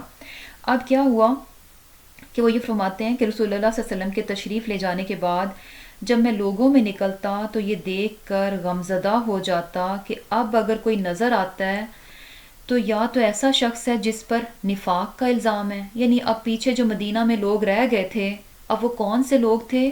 یا تو منافق تھے، یا وہ کمزور لوگ تھے جسے اللہ تعالیٰ نے جہاد میں شرکت سے معذور قرار دے دیا تھا۔ تو یعنی بیسیکلی اب وہ پیچھے رہ گئے، کیونکہ سب مومن جو ہے وہ چلے گئے تھے، اب ان کو اپنا آپ پیچھے بڑا آڈ لگ رہا تھا کہ پیچھے تو یا تو منافق بچے تھے، یا پھر وہ جو کہ کمزوری کی وجہ سے جو کہ معذور تھے، نہیں شرکت کر سکتے تھے، وہ بچے تھے۔ اب کیا ہے کہ آپ صلی اللہ علیہ وسلم نے ان کو پورے رستے میں یعنی انہوں یاد نہیں کیا، یہاں تک کہ جب تبوک کے مقام پر پہنچے تو وہاں جا کر جو ہے آپ صلی اللہ علیہ وسلم نے ان کے بارے میں پوچھا اور فرمایا کہ کعب بن مالک کو کیا ہوا؟ تو وہاں پر جو ہے بنو سلمہ کے ایک شخص جو ہے وہ اٹھا، اس نے کہا کہ اے اللہ کے رسول، اسے اس کی دونوں چادروں اور اپنے دونوں پہلوؤں کو دیکھنے نے روک لیا، یعنی ان کے ارد گرد وہ جو پھل اور فصلیں سب چیزیں تھیں تو ان چیزوں کی وجہ سے وہ رک گئے۔ تو اس پر جو ہے معاذ بن جبل رضی اللہ تعالیٰ عنہ نے جواب دیتے ہوئے کہا کہ تم نے بہت بری بات کہی، اللہ کی قسم اے اللہ کے رسول، ہمیں اس کے بارے میں خیر کے سوا کچھ معلوم نہیں۔ یہ سن کر جو ہے رسول صلی اللہ علیہ وسلم نے سکوت فرمایا۔ اب یہاں پر بھی دیکھیں ہمیں جو ہے صحابہ کرام کے رویے سے جو چیز بڑی زبردست پتہ چل رہی ہے کہ جب ایک شخص نے جو ہے ان کے بارے میں تھوڑی یعنی نیگیٹو وے میں بات کی کہ وہ تو اپنے کیونکہ فصلیں پکی ہوئی تھیں، سائے ٹھنڈے تھے، تو اس وجہ سے ان چیزوں کی اٹریکشن کی وجہ سے وہ نہیں آئے، جبکہ دوسرے صحابی جو ہے نا انہوں نے فوراً جو ہے ان کو ڈیفینڈ کیا اور کیا کہا کہ اے اللہ کے رسول، ہمیں ان کے بارے میں خیر کے سوا کچھ معلوم نہیں، یعنی ہمیشہ جو ہے ہم نے ان کو اچھا ہی پایا ہر معاملے میں، یعنی ابھی اگر وہ نہیں آ سکے تو اللہ عالم کہ کیا وجہ ہے، لیکن جو کچھ ہم جانتے ہیں وہ کیا ہے کہ ہمیشہ ہم نے ان کو ہر معاملے میں بہت اچھا پایا۔ اور پھر کیا تھا کہ کعب بن مالک فرماتے ہیں کہ جب مجھے یہ پتہ چلا کہ رسول اللہ صلی اللہ علیہ وسلم جو ہے اب ان کا واپسی کا سفر شروع ہو گیا، مدینہ کی طرف آ رہے ہیں، تو اب وہ کہہ رہے ہیں کہ میری جو حالت تھی وہ اور زیادہ جو ہے نا یعنی غمزدہ ہو گئے کہ اب کیا ہوگا۔ اب میں جھوٹے ہیلے بہانے سوچنے لگا، اب انہیں یہ خیال آیا کہ میں کوئی بہانہ سوچوں جو کہ جھوٹا، کیونکہ جینون ان کے پاس کوئی ریزن نہیں تھی جس کا اعتراف انہوں نے خود کیا۔ سبحان اللہ، یعنی ہمیں صحابہ کرام کی سچائی کا اندازہ ہوتا ہے۔ یہ واقعہ کیا ہے وہ خود بیان کر رہے ہیں، یہ واقعہ کوئی اور صحابی ان کے بارے میں نہیں بیان کر رہا، یہ اپنا ساری جو ہے چیز یہ انہوں نے خود بیان کی ہے، اور شروع میں انہوں نے اعتراف اس بات کا کیا کہ میرے پاس سب کچھ تھا، میرے پاس سب کچھ تھا، کوئی ایسی بات نہیں تھی، لیکن اس کے باوجود میں نہیں جا سکا۔ تو اب اینڈ پہ بھی یہاں پر بھی دیکھیں کہ اپنی سچائی وہ کیسے بتا رہے ہیں کہ شروع میں ان کے دل میں خیال آیا کہ وہ جھوٹے ہیلے بہانے سوچ لیں، اور دل میں کہنے لگا کہ کل آپ کی ناراضی سے کس طرح بچوں گا، اور اس کے بعد میں نے جو ہے اپنے گھر کے ہر صاحب رائے شخص سے بھی مدد لینے لگا۔ اور کیا تھا کہ جب مجھے یہ بتایا کہ آپ صلی اللہ علیہ وسلم مدینہ تشریف لانے ہی والے ہیں تو پھر ان کو یعنی یہ چیز بالکل واضح ہو گئی کہ میں جھوٹ بول کر کبھی بھی آپ سے نہیں بچ سکوں گا. یعنی شروع میں ان کے دل میں خیال آیا کہ میں کوئی جھوٹا بہانہ بنا لوں، لیکن جیسے جیسے ان کو پتہ چلا کہ آپ صلی اللہ علیہ وسلم جو ہے مدینہ بس پہنچنے ہی والے ہیں، تو ساتھ ہی ان کا دل اس بات پر آ گیا کہ نہیں، جھوٹ بول کر میں کبھی نہیں بچ سکوں گا. اور اس کے بعد انہوں نے پکا ارادہ کر لیا کہ جب آپ صلی اللہ علیہ وسلم آئیں گے تو میں ان کے سامنے جو ہے سچ ہی بولوں گا. تو پھر وہ کہتے ہیں کہ وہ صبح بھی آ گئی کہ جب آپ صلی اللہ علیہ وسلم تشریف لائے، اور آپ صلی اللہ علیہ وسلم کی یہ معمول ہوتا تھا کہ جب آپ آتے تو سب سے پہلے مسجد میں 2 رکعت نماز ادا فرماتے اور پھر لوگوں کے سامنے بیٹھ جاتے. اور اسی طرح کیا ہوا کہ جب آئے تو وہی جیسے ہم نے پہلے پڑھا کہ منافقین آئے اور انہوں نے آ کر جو ہے اپنے اپنے جھوٹے بہانے جو ہے وہ بنانا شروع کر دیے، پیش کرنا شروع کر دیے. اور آپ صلی اللہ علیہ وسلم کو جیسے کہا گیا تھا کہ آپ ان سے اعراض برتیں، تو آپ صلی اللہ علیہ وسلم بھی جو ہے وہ اسی طرح ان کے یعنی بہانے جو ہے وہ سنتے رہے. اب کیا تھا کہ جب ان کی باری آئی، حضرت کعب رضی اللہ تعالیٰ عنہ کی باری آئی، تو انہوں نے یہ فرماتے ہیں کہ میں نے سلام عرض کی تو آپ صلی اللہ علیہ وسلم اس طرح مسکرائے جس میں ناراضگی کی آمیزش تھی. یعنی آپ صلی اللہ علیہ وسلم مسکرائے لیکن کیا تھا کہ اس میں ناراضگی کی آمیزش تھی. پھر آپ صلی اللہ علیہ وسلم نے فرمایا کہ آگے آ جاؤ. میں آگے آ کر آپ کے سامنے بیٹھ گیا اور آپ نے فرمایا کہ تم جہاد سے پیچھے کیوں رہے؟ کیا تمہارے پاس سواری موجود نہیں تھی؟ تو میں نے عرض کی، اے اللہ کے رسول، اللہ کی قسم اگر میں دنیا کے کسی اور شخص کے سامنے بیٹھا ہوتا تو یقیناً کوئی جھوٹا عذر پیش کر کے اس کی ناراضگی سے بچ جاتا، کیونکہ مجھے بحث اور تکرار کرنے میں بڑا ملکہ حاصل ہے. یعنی میں اس چیز کا بڑا ماہر ہوں کہ بحث اور تکرار کر کے اپنی بات جو ہے اس کو پروو کروا لیتا ہوں. تو یہاں پر بھی دیکھیں ان کی کتنی صاف گوئی ہمیں پتہ چلتی ہے، کتنی سچائی پتہ چلتی ہے کہ انہوں نے آپ صلی اللہ علیہ وسلم کے سامنے بھی اس بات کا اقرار کیا کہ آپ صلی اللہ علیہ وسلم کے علاوہ کوئی اور شخص ہوتا تو میں جھوٹا عذر پیش کر کے جو ہے ناراضگی سے بچ جاتا، کیونکہ میں اس معاملے میں یعنی بڑا ماہر ہوں کہ میں اپنی بات جو ہے منوا لیتا ہوں دوسرے سے. لیکن اللہ کی قسم مجھے یہ معلوم ہے کہ اگر آج میں آپ کے سامنے جھوٹ بول کر کوئی ایسی بات کروں کہ آپ مجھ سے خوش ہو جائیں اور عنقریب اللہ تعالیٰ آپ کو یعنی مطلع کر دے، آپ صلی اللہ علیہ وسلم کو وحی کے ذریعے اطلاع کر دی جائے، آپ کو مجھ سے ناراض کر دے، اور اگر میں آپ سے سچی بات عرض کروں تو آپ یقیناً مجھ سے ناراض ہو جائیں گے. اس صورت میں مجھے اللہ تعالیٰ سے اپنے انجام کی امید ہے.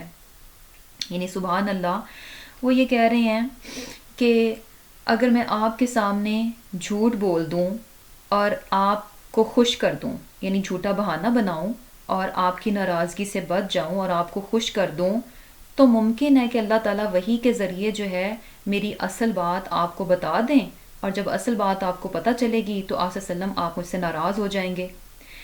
لیکن دوسری طرف کیا ہے کہ اگر میں سچ بولتا ہوں تو یقیناً کیا ہوگا کہ آپ صلی اللہ علیہ وسلم آپ مجھ سے ناراض ہو جائیں گے، لیکن آپ تو ناراض ہو جائیں گے، میرے سچ بولنے پر مجھے اللہ تعالیٰ سے اپنے اچھے انجام کی امید ہے. یعنی اگر میں سچ بولتا ہوں تو یہ تو صاف ظاہر ہے کہ آپ صلی اللہ علیہ وسلم آپ مجھ سے ناراض ہو جائیں گے، لیکن ایونچولی کیا ہے کہ اللہ تعالیٰ سے مجھے اچھے انجام کی امید ہے کہ میرے سچ بولنے پر اللہ تعالیٰ مجھے معاف کر دے گا.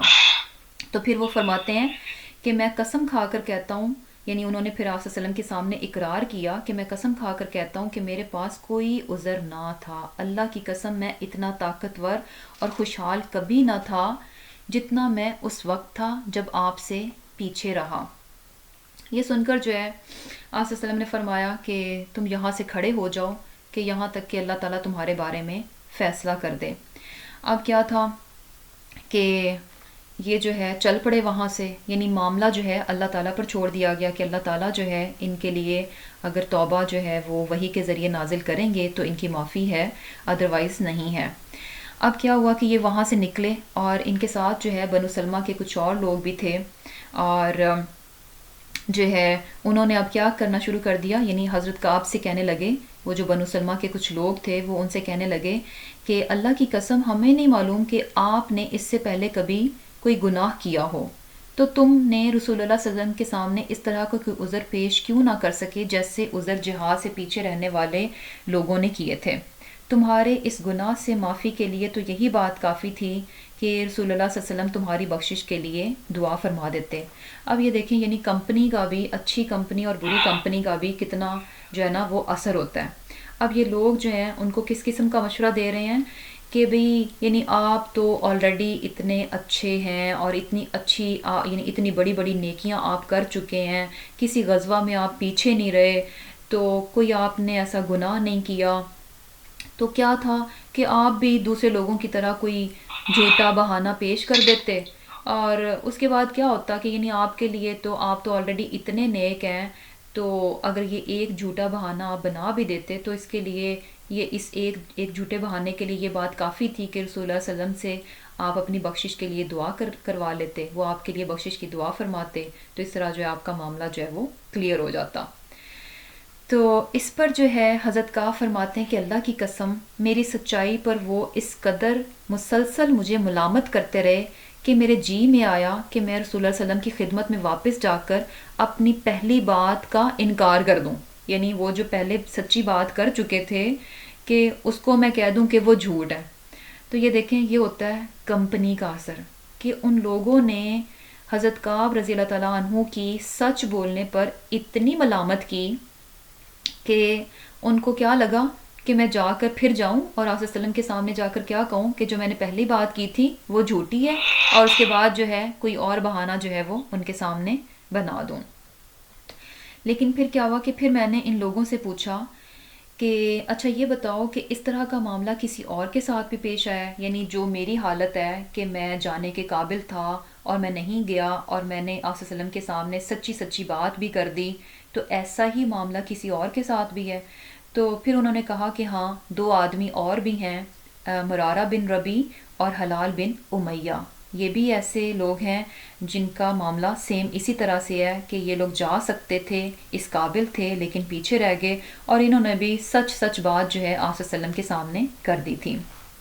اور پھر کیا ہے کہ اب ان کی جو ہے تھوڑی جسے کہہ لیں کہ ان کے ساتھ سختی کس طرح سے کی گئی کہ رسول اللہ صلی اللہ علیہ وسلم نے جو ہے ان تینوں سے تمام مسلمانوں کو منع کر دیا کہ ان سے جو ہے گفتگو نہ کی جائے، بیسیکلی بائیکاٹ کر دیا گیا۔ اب یہ 3 صحابہ کرام تھے جن کے ساتھ کوئی بھی مسلمان جو ہے وہ بات نہیں کرتا تھا۔ اب یہ چیز کیا تھی کہ اب لوگوں نے ان سے کنارہ کشی کر لی، تو فرماتے ہیں کہ ہمارے لیے تو یہ بات یعنی کیا تھا کہ یعنی بہت زیادہ مشکل تھی، ہمیں ایسے لگنے لگا کہ زمین جو ہے وہ اجنبی ہونے لگ گئی ہے، جیسے اس زمین میں ہمیں کوئی جانتا بھی نہ ہو۔ اور کیا تھا کہ یہ 50 راتیں ہم نے اس طرح گزاری کہ میرے اور یعنی جو دوسرے دونوں ساتھی تھے وہ عاجز ہو کر گھروں میں بیٹھے روتے رہتے تھے۔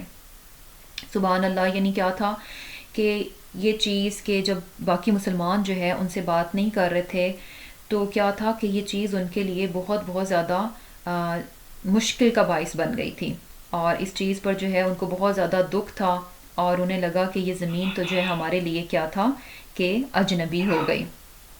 اب کیا ہوا کہ اب ایک اور چیز بھی ہمیں پتہ چلتی ہے کہ اب یہ جاتے یعنی حضرت کعب کہتے ہیں کہ ہم جاتے اور کسی سے اگر ہم کلام کرنے کی کوشش کرتے تو کوئی بھی ہم سے کلام نہ کرتا، اور یہ کہتے ہیں کہ جب میں یعنی آپ صلی اللہ علیہ وسلم کی خدمت میں حاضر ہوتا اور جب نماز سے فراغت کے بعد آپ اپنی مجلس میں تشریف فرما ہوتے تو میں آپ صلی اللہ علیہ وسلم کو سلام عرض کرتا اور اپنے دل میں کہتا کہ سلام کے جواب میں آپ نے اپنے مبارک لبوں کو جنبش دی یا نہیں دی، یعنی وہ پھر اس چیز کا دھیان رکھتے تھے کہ سلام کے جواب میں آپ صلی اللہ علیہ وسلم کے مبارک لب جو ہیں ان میں کوئی حرکت ہوئی ہے یا نہیں ہوئی۔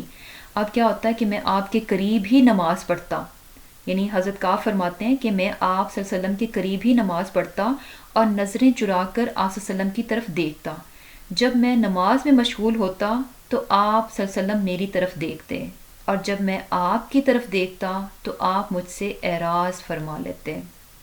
یعنی یہ بھی دیکھیں کہ یہ چیز جو ہے، یہ سختی جو ہے آپ صلی اللہ علیہ وسلم کی طرف سے آئی، لیکن آپ صلی اللہ علیہ وسلم کا اس طرح سے دیکھنا وہ کیا شو کر رہا ہے کہ آپ صلی اللہ علیہ وسلم کی دل کی نرمی کو شو کر رہا ہے کہ آپ صلی اللہ علیہ وسلم بھی ان کی طرف دیکھتے تھے، لیکن چونکہ یہ معاملہ بڑا سیریس تھا تو کیا تھا کہ اس کے لیے سختی جو ہے وہ اپنائی گئی۔ تو بیسیکلی کیا تھا کہ ایک دن کیا ہوا کہ یعنی یہ جو بائیکاٹ تھا یہ کافی لمبا چلا گیا۔ تو اس کے بعد وہ کہتے ہیں کہ ایک روز میں ابو قتادہ کے باغ کی دیوار پھاند کر اندر چلا گیا۔ وہ میرا چچا زاد بھائی اور محبوب ترین دوست تھا۔ میں نے اسے سلام کہا لیکن اللہ کی قسم اس نے میرے سلام کا جواب نہیں دیا۔ اب یہ دیکھیں کہ یہ جو ابو قتادہ ہیں یہ حضرت کعب کے بڑے اچھے دوست ہیں، محبوب ترین دوست اور چچا زاد بھائی ہیں، لیکن چونکہ آصف وسلم نے کیا کہا تھا کہ مسلمان جو ہے ان کا بائیکاٹ کر دیں، ان سے بات نہیں کریں گے، تو انہوں نے بھی ان کے سلام کا جواب نہیں دیا۔ تو کہتے ہیں کہ میں نے اس سے کہا کہ ابو قتادہ تجھے اللہ کی قسم دے کر پوچھتا ہوں، کیا تو جانتا ہے کہ میں اللہ اور اس کے رسول سے محبت کرتا ہوں؟ یعنی بیسیکلی دیکھیں کہ ان کی بے قراری کیا ہے کہ وہ ان سے بھی اپنے ایمان کی تصدیق کروا رہے ہیں، یعنی اس چیز کی شورٹی چاہ رہے ہیں کہ وہ یہ بات اچھے سے جانتے ہیں کہ حضرت کعب کیا ہے کہ اللہ اور اس کے رسول سے محبت کرتے ہیں، لیکن ابو قتادہ کیا ہے، پھر خاموش رہے۔ میں نے دوبارہ قسم دے کر پوچھا، وہ پھر بھی خاموش رہے۔ میں نے پھر تیسری بار قسم دے کر یہی سوال دہرایا تو پھر بھی وہ خاموش رہے، اور اس نے صرف اس قدر کہا کہ اللہ اور اس کا رسول ہی بہتر جانتے ہیں۔ اس پر میری آنکھیں اشک بار ہو گئیں اور میں دیوار پھاند کر لوٹ آیا۔ یعنی بیسیکلی کیا تھا کہ یہ دیکھیں کہ کتنا زیادہ ان کے لیے مشکل تھا کہ اتنے وہ سنسیئر اور اتنے خالص تھے، لیکن یہاں پر جو ہے کتنا زیادہ کتنی مشکل میں وہ تھے اور کتنا ان کے لیے ایک کٹھن مرحلہ تھا کہ نہیں جسٹ امیجن کہ انسان سے کوئی غلطی ہو گئی ہو اور اسے یہ پتہ چل جائے کہ ابھی تک اللہ تعالیٰ نے اسے معاف نہیں کیا، تو کتنا زیادہ یعنی مشکل جو ہے ٹائم ہوتا ہے۔ اب کیا ہوا کہ ایک تو یہ آزمائش تھی کہ مسلمانوں کا بائیکاٹ ہو گیا، اپنے بھی بات نہیں کر رہے تھے، اجنبی زمین ان کو لگنا شروع ہو گئی۔ تو اب یہاں پر بھی دیکھیں کہ جو صحابہ کرام تھے ان کی آنیسٹی کا بھی پتہ چلتا ہے، کتنے امانت دار تھے۔ اب یہاں پر ابو قتادہ جو ہیں بالکل اکیلے تھے، اور ان کے چچا زاد بھائی ہیں، ان کے محبوب ترین دوست ہیں۔ اگر وہ ان کی بات کا جواب دے بھی دیتے، ان سے بات کر بھی لیتے، تو کون ان کی شکایت لگانے والا تھا؟ کوئی بھی نہیں تھا، دونوں اکیلے تھے۔ لیکن اکیلے ہونے کے باوجود بھی کتنا زیادہ یعنی وہ احکامات کو لینے والے تھے کہ اگر آپ صلی اللہ علیہ وسلم نے یہ کہہ دیا کہ ہمیں ان سے بائیکاٹ رکھنا ہے، ان سے بات نہیں کرنی، تو انہوں نے ان کی بات کا جواب نہیں دیا، حالانکہ یہ بات بڑے اچھے سے جانتے تھے کہ وہ اللہ اور اس کے رسول سے محبت کرنے والے ہیں۔ حضرت کعب جو ہیں اللہ اور اس کے رسول سے محبت کرنے والے ہیں۔ اب کیا تھا کہ یہ آزمائش چل رہی تھی ان کی، پھر ایک اور بڑی آزمائش ان پر آئی۔ وہ کیا تھی کہ ایک دن وہ فرماتے ہیں کہ میں مدینہ کے بازار میں جا رہا تھا کہ میں نے اہل شام کے کسانوں میں سے ایک کسان کو یہ کہتے سنا جو کہ مدینہ میں کھانا بیچنے کے لیے لایا تھا کہ کون ہے جو کعب بن مالک کی طرف میری رہنمائی کرے۔ لوگ اشارے سے اسے میرے بارے میں بتانے لگے۔ وہ میرے پاس آ گیا اور اس نے مجھے غسان کے بادشاہ کا ایک خط دیا۔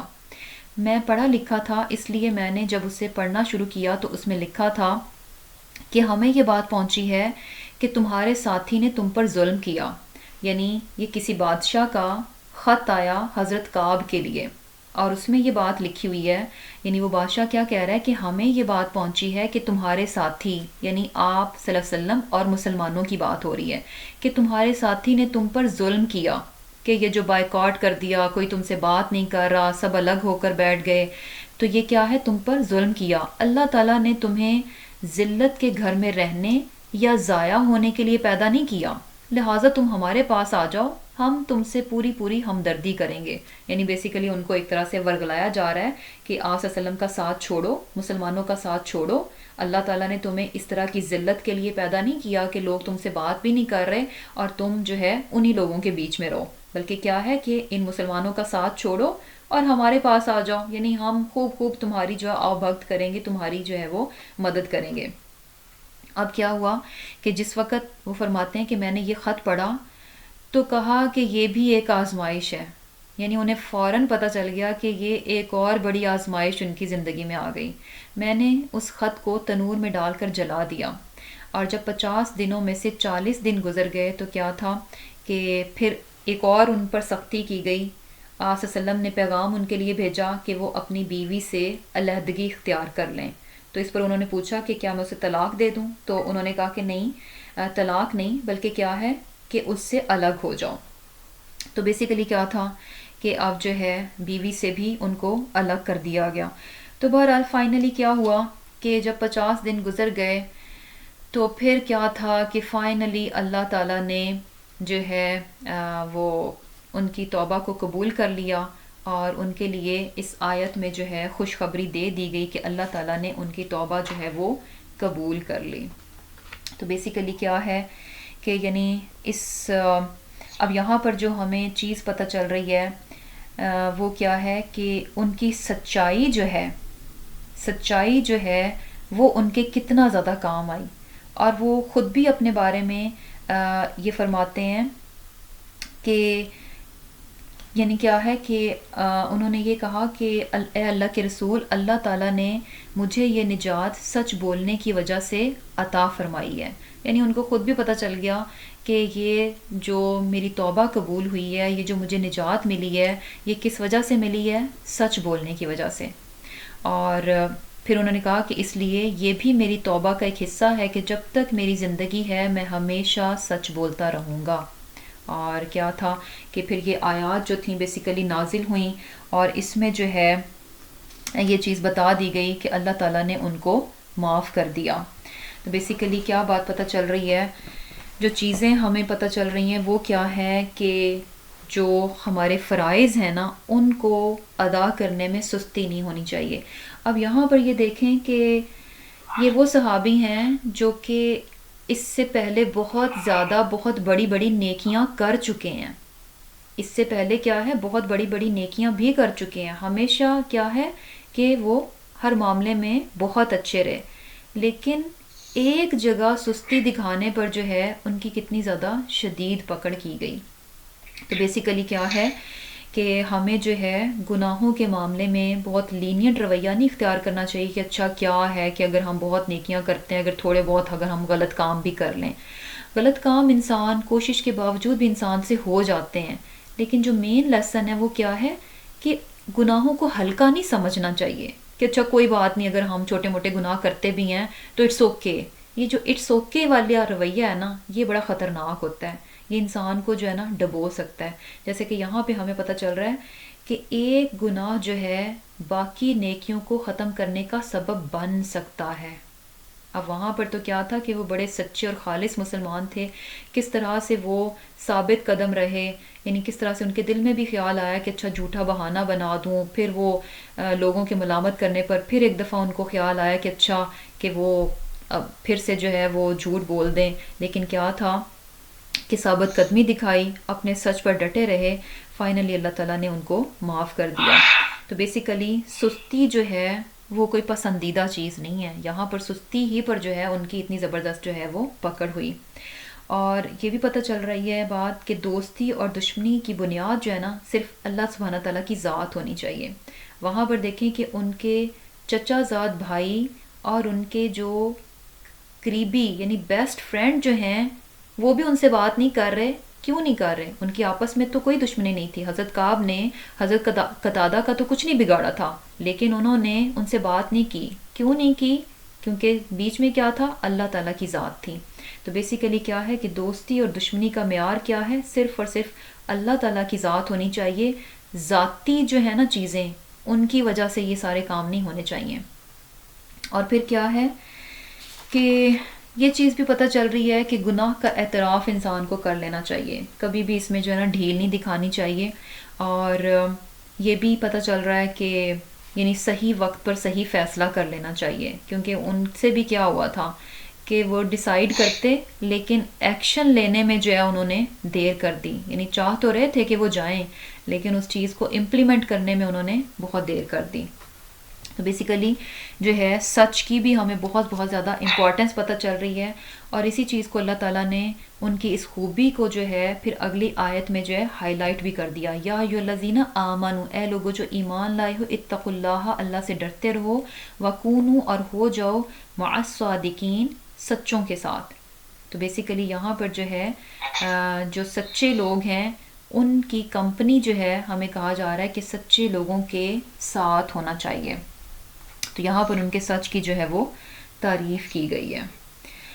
پھر کیا ہے، ماں کانا نہیں تھا، یعنی یہ شایان شان نہیں تھا، یہ سوٹ نہیں کرتا، یہ زیب نہیں دیتا، لِأَهْلِ الْمَدِینَةِ مدینہ کے رہنے والوں کو، وَمَنْ حَوْلَهُمْ اور جو ان کے آس پاس ہیں، یعنی مدینہ کے جو آس پاس ہیں، من الاعرابی دیہاتیوں میں سے، یعنی جو مدینہ کے رہنے والے ہیں اور جو مدینہ کے ارد گرد کے دیہاتیوں کے رہنے والے لوگ ہیں، ان کو یہ بات زیب نہیں دیتی ان کے یتخلفو کہ وہ پیچھے رہ جائیں ان رسول اللہ اللہ کے رسول سے، ولا یرغبو اور یہ کہ وہ عزیز رکھیں بانفسہم اپنی جانوں کو، عن نفسہ اس کی جان سے، اس کی کس کی جان سے؟ آپ صلی اللہ علیہ وسلم کی جان سے. یہاں پر جو ہے بیسیکلی اچھا ایک اور جو ہے نا بڑی پیاری حدیث ہے، بڑی اچھی حدیث ہے جو کہ سچ کی امپورٹنس ہمیں جو ہے نا وہ پتہ چلتی ہے اس سے، کہ جیسے کہ سچ کے بارے میں کیا کہا گیا کہ سچ کو اختیار کرو، سچ کو اختیار کرو، بے شک سچ نیکی کی راہ دکھاتا ہے اور بے شک نیکی جنت کی راہ دکھاتی ہے. یعنی جب انسان سچا ہو جاتا ہے، ہر معاملے میں سچ کو اختیار کرتا ہے، اپنی زندگی سے جھوٹ جو ہے نا اس کو بالکل نکال دیتا ہے. ایون کہ ہمیں تو جو ہے نا مذاق میں بھی جھوٹ بولنے سے منع کیا گیا کہ مذاق میں بھی ہم جھوٹ نہ بولیں، کیونکہ ایک وہ حدیث میں آتا ہے نا کہ ایک اور چیز بھی کہ ایک عورت نے جو ہے اپنے بچے کو بلایا کہ ادھر آؤ، اور اس کی مٹھی بند تھی، اس نے کہا کہ ادھر آؤ میں تمہیں کچھ دوں گی. تو اس پر آپ صلی اللہ علیہ وسلم نے اس سے پوچھا کہ تم واقعتاً اس کو دو گی؟ تو اس نے جو ہے یعنی دکھایا کہ ہاں اس کی مٹھی میں کچھ تھا. تو اس پر آپ نے فرمایا کہ اگر یعنی یہ چیز جو ہے جھوٹ میں شامل ہو جاتی کہ اگر جو ہے مٹھی میں کچھ بھی نہ ہوتا اور وہ بچے کو یہ کہہ کر بلاتی کہ ادھر آؤ میں تمہیں کچھ دوں گی، اور اس کے بعد اس کو کچھ نہ دیتی. تو بیسیکلی کیا ہے کہ یعنی جھوٹ کو جو ہے نا اس کی بہت زیادہ مذمت کی گئی ہے، اور سچ جو ہے نا اس کی بہت زیادہ تلقین کی گئی ہے. تو کیا فرمایا گیا کہ سچ کو اختیار کرو، بے شک سچ نیکی کی راہ دکھاتا ہے، اور سچ کیا ہے؟ نیکی کی راہ دکھاتا ہے، اور نیکی انسان کو کہاں لے کے جاتی ہے؟ جنت کی طرف لے جاتی ہے. آدمی ہمیشہ سچ بولتا رہتا ہے، سچ کی تلاش میں رہتا ہے، حتیٰ کہ وہ اللہ تعالیٰ کے ہاں سچا لکھا جاتا ہے. یعنی انسان اپنی زندگی میں اتنا سچ لے آتا ہے، ہمیشہ سچ بولتا ہے کہ فائنلی اس کے بارے میں یہ بات طے ہو جاتی ہے کہ یہ بندہ اب سچا ہے، یہ اب جھوٹ نہیں بولے گا، یہ ہمیشہ سچ بولتا ہے. اور پھر کیا ہے کہ جھوٹ سے بچو، کیونکہ جھوٹ بدی کی راہ دکھاتا ہے، اور بے شک بدی جہنم کی راہ دکھاتی ہے. اور آدمی ہمیشہ جھوٹ بولتا ہے، جھوٹ کی تلاش میں رہتا ہے، حتیٰ کہ وہ اللہ تعالیٰ کے ہاں ایک جھوٹے شخص کے طور پر لکھا جاتا ہے. اور یہ صحیح بخاری اور صحیح مسلم کی روایت ہے. تو بیسیکلی کیا ہے کہ سچ کی ہمیں بہت بہت زیادہ اہمیت پتہ چلتی ہے. اب اس سے اگلی آیت میں کیا کہا گیا کہ جو مدینہ کے رہنے والے لوگ ہیں اور جو ارد گرد کے قبائل ہیں، دیہاتوں میں رہتے ہیں، ان تمام لوگوں کو یہ بات جو ہے زیب نہیں دیتی کہ وہ اپنی جان سے زیادہ جو ہے اپنی جان کو رسول اللہ صلی اللہ علیہ وسلم کی جان سے بڑھ کر جو ہے وہ عزیز رکھیں. یعنی اپنی جانیں جو ہیں ان کو زیادہ ہوں، کس سے زیادہ عزیز ہوں؟ رسول اللہ صلی اللہ علیہ وسلم کی ذات سے زیادہ. یعنی بیسیکلی کیا ہے کہ جیسے کہ کہا گیا تھا کہ اس کے لیے نکلیں، غزوہ تبوک کے لیے نکلیں، تو جو لوگ نہیں نکلے تھے انہوں نے بیسیکلی کیوں نہیں نکلے؟ اپنی جانوں کو انہوں نے ترجیح دی، کیونکہ آپ صلی اللہ علیہ وسلم تو کیا تھا، آپ صلی اللہ علیہ وسلم پیچھے نہیں رہے تھے، آپ صلی اللہ علیہ وسلم تو خود اس غزوہ تبوک میں شامل تھے. تو جب آپ صلی اللہ علیہ وسلم خود جو ہے اس غزوہ میں شامل ہیں، اتنی تنگی اور تکلیف اٹھا رہے ہیں، اتنی مشکلات اٹھا رہے ہیں، تو ایک مسلمان کو یہ کیسے زیب دے سکتا ہے؟ یعنی ایک مسلمان کو یہ کیسے زیب دے سکتا ہے کہ وہ خود تو پیچھے رہے، ٹھنڈے سایوں کو انجوائے کرے، کھانے کو انجوائے کرے، فصلوں کو پھلوں کو انجوائے کرے اور آرام سے رہے، جبکہ اس کے رسول صلی اللہ علیہ وسلم جو ہیں وہ سختیاں اور مشکلات برداشت کریں. یعنی یہ مومن کو زیبا نہیں دیتا، یہ کسی مسلمان کو جو ہے یہ اس کے شایان شان نہیں ہے کہ وہ ایسا رویہ رکھے کہ اپنی جان کو رسول کی جان سے زیادہ جو ہے وہ عزیز رکھے. اس میں جو ہے یعنی ایک چیز جو ہمیں پتہ چل رہی ہے کہ ایمان کا تقاضا ہے. اگر ہم یہ چاہتے ہیں کہ ہمارا ایمان مکمل ہو، ایمان کی تکمیل چاہتے ہیں، تو اس کا ایک حصہ کیا ہے کہ اپنی جان سے زیادہ جو ہے رسول اللہ صلی اللہ علیہ وسلم کو عزیز رکھا جائے. اور اس میں ایک واقعہ بھی آتا ہے کہ ایک صحابی وہ بھی اسی طرح سے غزوہ تبوک میں شامل نہیں ہوئے تھے. تو ایک دن کیا ہوا کہ اپنے باغ میں گئے، وہاں ٹھنڈا سایہ تھا اور ان کی بیوی نے پانی چھڑک کر زمین کو خوب ٹھنڈا کیا، چٹائی کا فرش بچھایا اور تازہ کھجور کے خوشے جو ہے سامنے رکھے اور ٹھنڈا میٹھا پانی بھی سامنے رکھا. اتنا سارا کچھ جو ہے دیکھ کر جو ہے وہ صحابی جو ہے نا، ان کے دل میں بجلی کی ایک لہر سی دوڑ گئی اور کہنے لگے کہ تف ہے اس زندگی پر کہ میں تو خوشگوار سائے، ٹھنڈے پانی اور باغ و بہار کے مزے لوٹوں، اور اللہ کا رسول ایسی سخت لو، تپش اور تشنگی کے عالم میں سفر کرے. تو یہ کہتے ہیں کہ یہ خیال آتے ہی انہوں نے کیا کیا کہ اپنی تلوار اٹھائی، اپنی سواری پہ سوار ہوئے اور کیا تھا کہ پیچھے پیچھے چل پڑے اور خوب دوڑایا اپنی سواری کو، اور فائنلی کیا تھا کہ آپ صلی اللہ علیہ وسلم کے ساتھ جو ہے وہ مل گئے. اور اسی طرح ایک اور بھی حدیث میں آتا ہے کہ ایک بار آپ صلی اللہ علیہ وسلم نے جو ہے حضرت عمر رضی اللہ تعالیٰ عنہ کا ہاتھ پکڑا ہوا تھا اور ان سے یہ پوچھا کہ حضرت عمر یعنی بیسیکلی کہنے لگے کہ یا رسول اللہ صلی اللہ علیہ وسلم، آپ میرے نزدیک اپنی جان کے علاوہ ہر چیز سے زیادہ محبوب ہیں. یعنی انہوں نے اپنی جان کو پیچھے رکھا. تو آپ صلی اللہ علیہ وسلم نے فرمایا کہ نہیں، اس ذات کی قسم جس کے ہاتھ میں میری جان ہے، جب تک تمہارے نزدیک میں تمہارے نزدیک تمہاری جان سے بھی زیادہ عزیز نہ ہو جاؤں، تم مومن نہیں ہو سکتے. تو پھر حضرت عمر رضی اللہ تعالیٰ فرماتے ہیں کہ اللہ کی قسم اب آپ میرے نزدیک میری جان سے بھی زیادہ عزیز ہیں.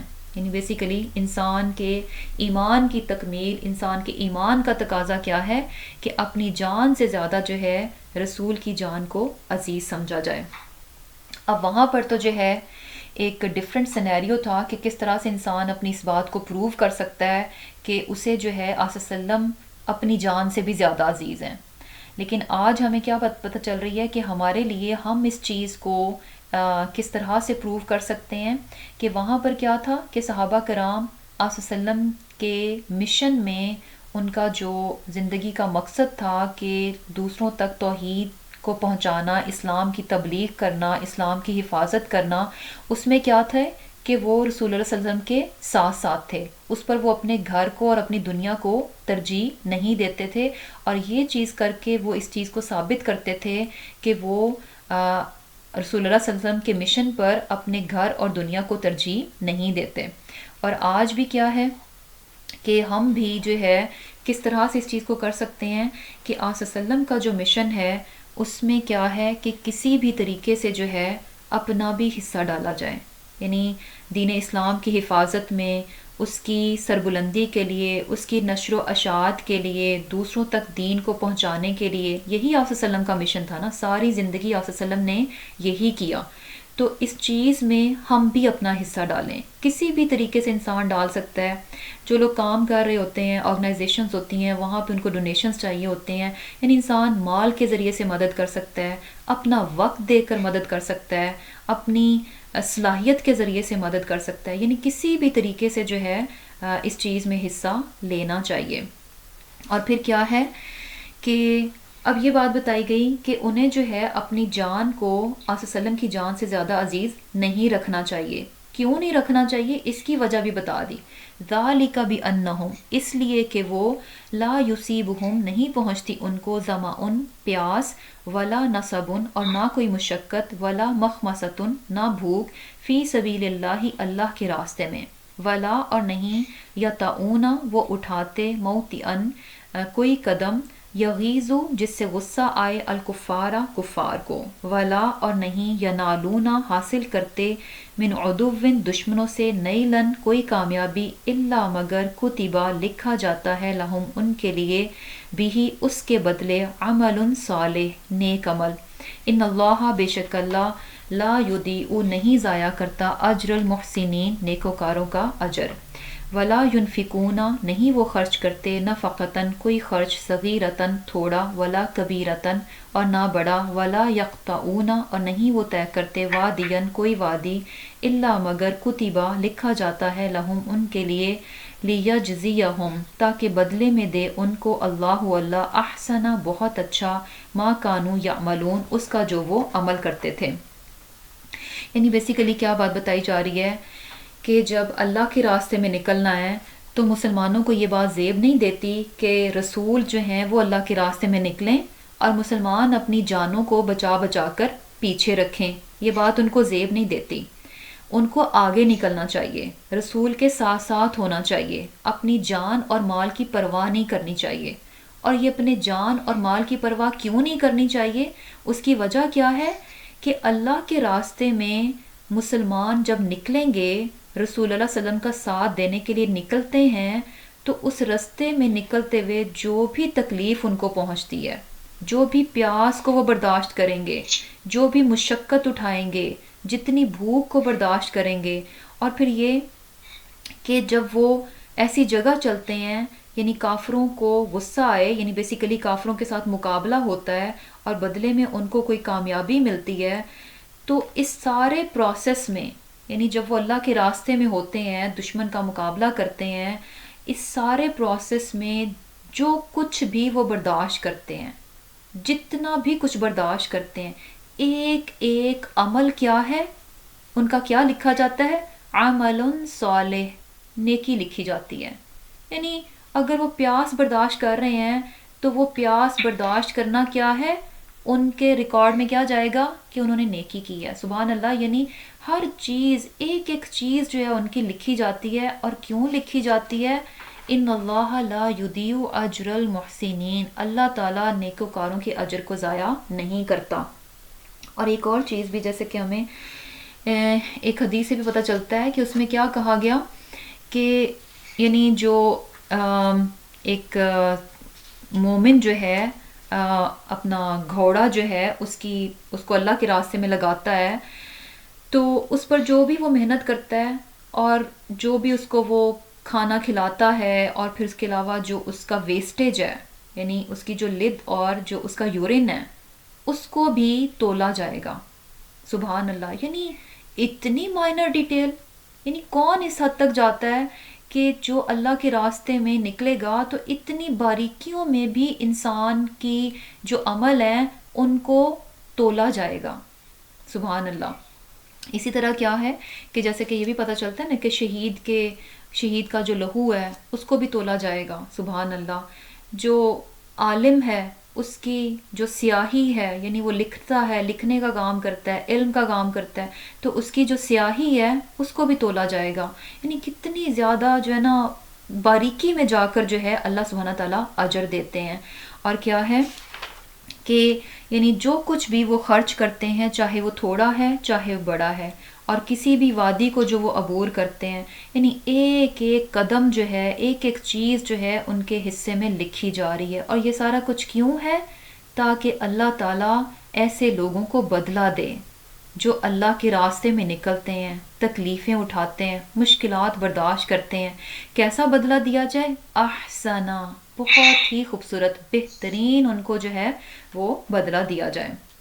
تو بیسیکلی کیا ہے کہ یہاں پر یہی بات بتائی جا رہی ہے کہ مسلمان جو ہے جب اللہ کے راستے میں نکلتا ہے تو ایک ایک چیز جو ہے اس میں لکھی جاتی ہے، اور کوئی بھی چیز ایسی نہیں رہتی کہ اچھا اس نے اللہ کے راستے میں کی اور وہ یوں ہی جو ہے ضائع چلی جائے گی. اللہ تعالیٰ کسی کے بھی اجر کو ضائع نہیں کرتا. اور پھر کیا ہے؟ وما کانا، اور نہیں ہے المؤمنون مومن، لینفروا کہ وہ نکل جائیں کافتن سب کے سب، فلولا پس کیوں نہیں، نفرا نکلے، من سے کل ہر فرقتن جماعت سے، منہم ان میں سے، طائفتن ایک جماعت، لیتفقہوا تاکہ وہ سمجھ پیدا کریں، فی الدین دین میں، ولینذروا اور تاکہ ڈرائیں، قومہم اپنی قوم کو، اذا جب رجعوا وہ لوٹیں، الیہم ان کی طرف، لعلہم تاکہ وہ، یحذرون تاکہ وہ بچاؤ اختیار کریں. اب یہاں پر جو ہے بیسیکلی کیا تھا کہ جیسے کہ غزوہ تبوک میں کیا ہوا کہ یہ چیز بتائی گئی کہ جو ہے ہر ایک پر جو ہے جہاد کو فرض کر دیا گیا تھا، تمام مسلمانوں کو نکلنا تھا. اب اس کے بعد مسلمانوں کو ایسے لگا کہ جیسے جب بھی جہاد کا موقع آئے گا تو وہ فرض کے درجے پر ہی ہے، یعنی جب بھی جہاد کا موقع آئے گا تو ہر بار ان کو، یعنی ہر مسلمان کو نکلنا ہے، کوئی بھی پیچھے نہیں رہ سکتا. تو یہاں پر جو بیسیکلی یہ چیز جو ہے وہ کلیئر کر دی گئی کہ غزوہ تبوک جو ہے یہ ایک ایکسیپشنل کیس تھا کہ جہاں پر کہ ایک بڑی سپر پاور کے ساتھ مسلمانوں کا مقابلہ تھا اور بہت زیادہ ضرورت تھی کہ سارے کے سارے مسلمان جو ہیں مل کر جو ہے وہ جائیں. تو اس کے علاوہ آئندہ کے لیے کیا ہے کہ آئندہ کے لیے جہاد جو ہے وہ سبھی پر فرض نہیں ہے بلکہ کیا ہے فرض کفایہ ہے اور فرض عین نہیں ہے. اور آئندہ کے لیے کیا ہوگا کہ سارے کے سارے جہاد کے لیے نہیں نکلیں گے بلکہ کیا ہے کہ یعنی یہاں پر یہ بتایا جا رہا ہے نا کہ سب کے سب نہیں نکلیں گے بلکہ کیا ہوگا کہ تقسیم کر دی گئی. کس طرح سے کہ کچھ لوگ جو ہے دین کو پڑھنے کا سمجھنے کا اور اس کو دوسروں تک پہنچانے کا کام کریں گے. کچھ لوگ جو ہے اپنی سرحدوں کی حفاظت کریں گے, دشمن کا مقابلہ کریں گے, کیونکہ یہ دونوں چیزیں امپورٹنٹ ہیں. دشمن کو بھی فیس کرنا ہے, دشمن کا بھی مقابلہ کرنا ہے, دین کی حفاظت بھی کرنی ہے. اور یہ بھی دین کی حفاظت میں ہے کہ انسان اپنے دین کا علم لے, سیکھے اور پھر لوگوں کو بھی جو ہے دین کا علم پہنچائے. تو یہ بھی کیا ہے دین کی حفاظت ہی میں آتا ہے. تو بیسیکلی دونوں طرح سے دین کی حفاظت کرنی ہے, سرحدوں کی جگہ پر بھی حفاظت کرنی ہے اور علم کے ذریعے سے بھی جو ہے دین کی حفاظت کرنی ہے.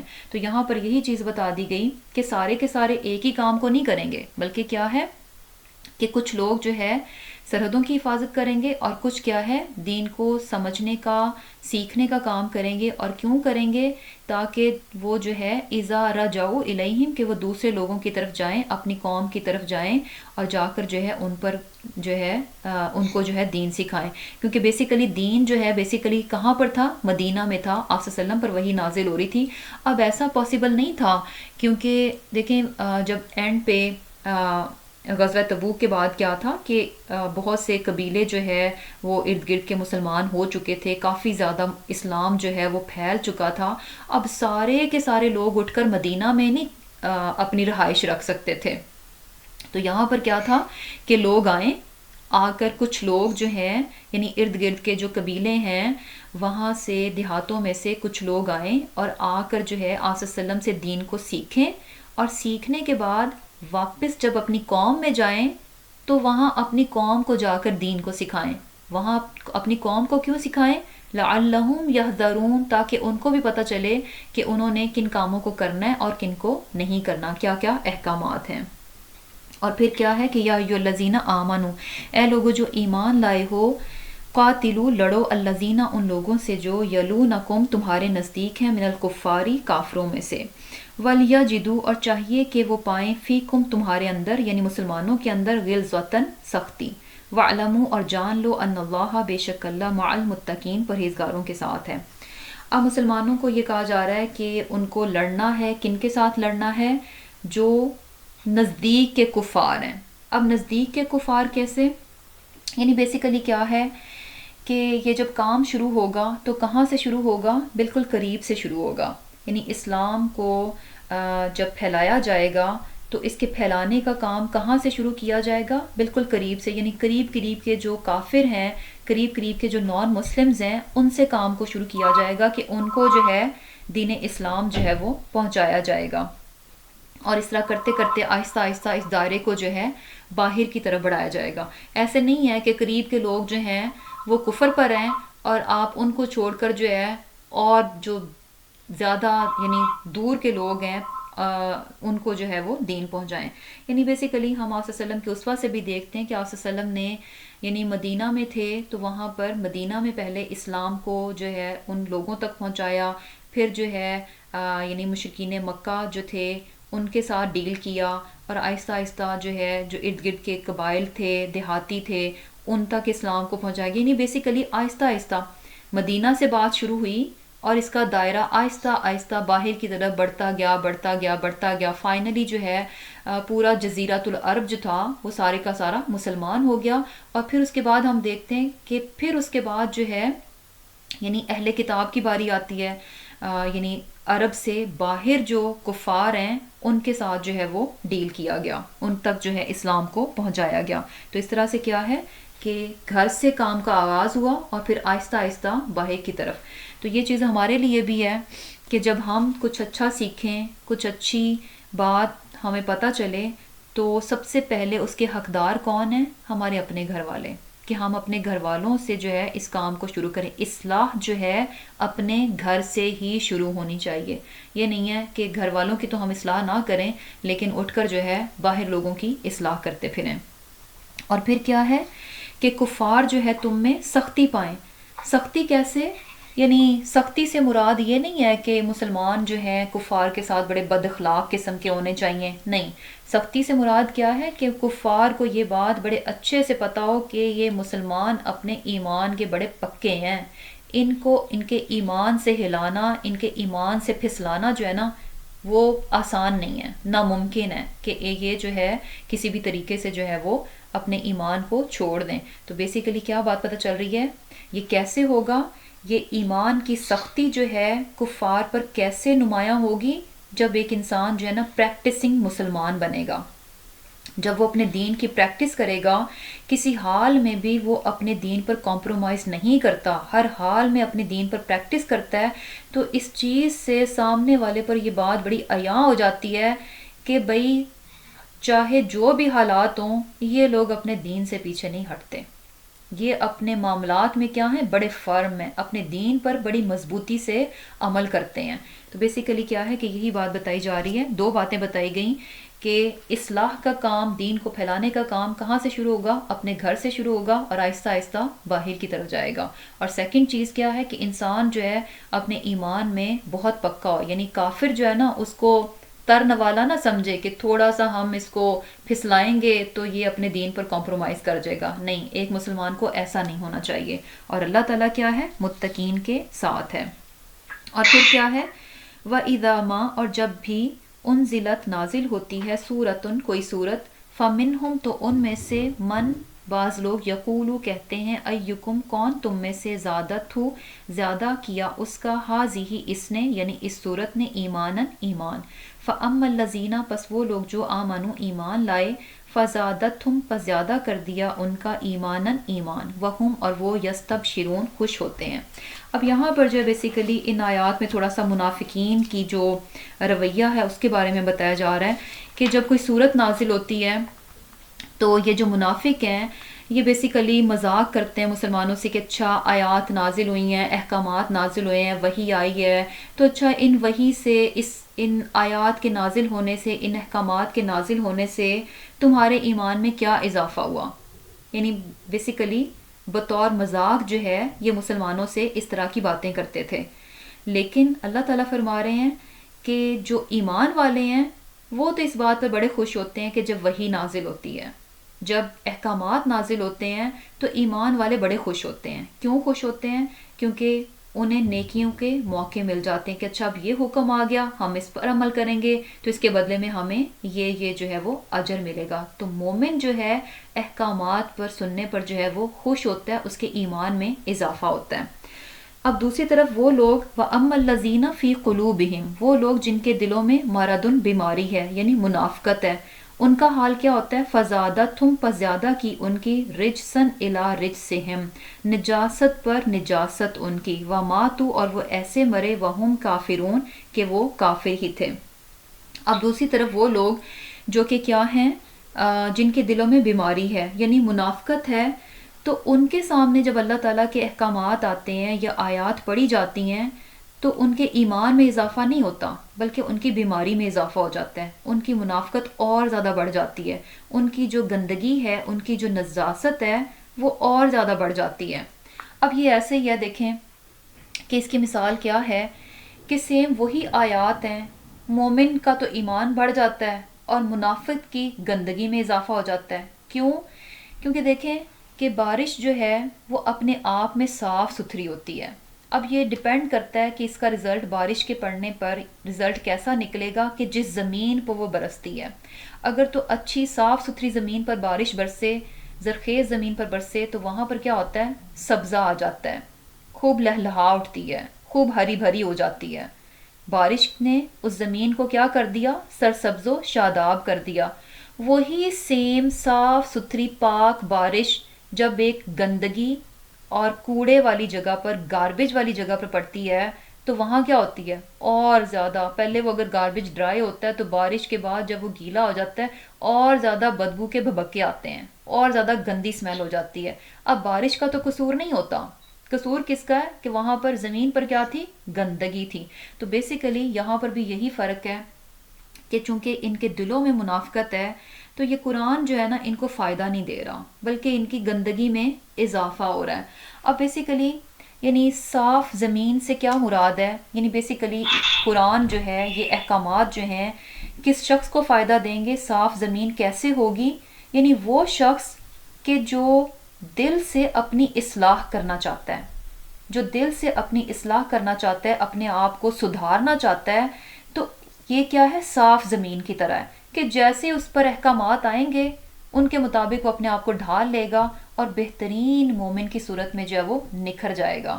جبکہ دوسری طرف کیا ہے کہ وہ شخص جو کہ جس کے دل میں جو ہے یعنی بیسیکلی جو اپنے آپ کو سدھارنا نہیں چاہتا، اپنی اصلاح نہیں کرنا چاہتا اور احکامات کو سن کر بھی ڈھیٹ بنا رہتا ہے، تو ایسے میں کیا ہے کہ یعنی احکامات جاننے کے بعد بھی وہ اپنے گناہ پر اڑا رہے گا. تو یہ کیا ہے، رجسن الا رجسہم، نجاست پر یعنی اور زیادہ بیسیکلی کیا ہے کہ جاننے کے بعد جب انسان گناہ کرتا ہے تو اور زیادہ اس کی شدت نوعیت جو ہے وہ زیادہ سیریس ہو جاتی ہے.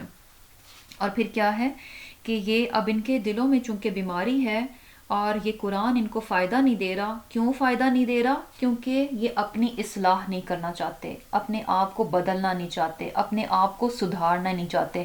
تو بیسیکلی قرآن جو ہے صرف اسی انسان کو فائدہ دیتا ہے جو جس کے دل کی زمین کیا ہوتی ہے، صاف ہوتی ہے. یعنی اس نیت سے وہ قرآن کو سنتا ہے کہ میں اپنی اصلاح کروں گا، اپنی انا کو، اپنے تکبر کو، اپنی ایگو کو وہ سائیڈ پہ ڈال دیتا ہے اور بغیر تعصب کے جو ہے قرآن کو لیتا ہے. تو قرآن ایسے میں کیا ہے کہ اس کو فائدہ دیتا ہے. لیکن جو انسان ڈھیٹ بن کر اس قرآن کو لیتا ہے اور یہ سوچ چکا ہوتا ہے کہ میں نے صرف سننا ہے، اس کے مطابق میں اپنے آپ کو بدلوں گا نہیں، تو بیسیکلی اس کو جو ہے قرآن فائدہ نہیں دیتا. تو یہاں پر بھی جو ہے یہی چیز ہے کہ قرآن اپنے آپ میں تو کیا ہے، پاک ہے، لیکن ان کے اپنے دلوں میں بیماری ہے جس کی وجہ سے کیا ہے کہ ان کو یہ چیز فائدہ نہیں دے رہی اور وہ کیا ہے، کافر ہی کی یعنی اپنے کفر ہی کی حالت میں جو ہے وہ مرتے ہیں.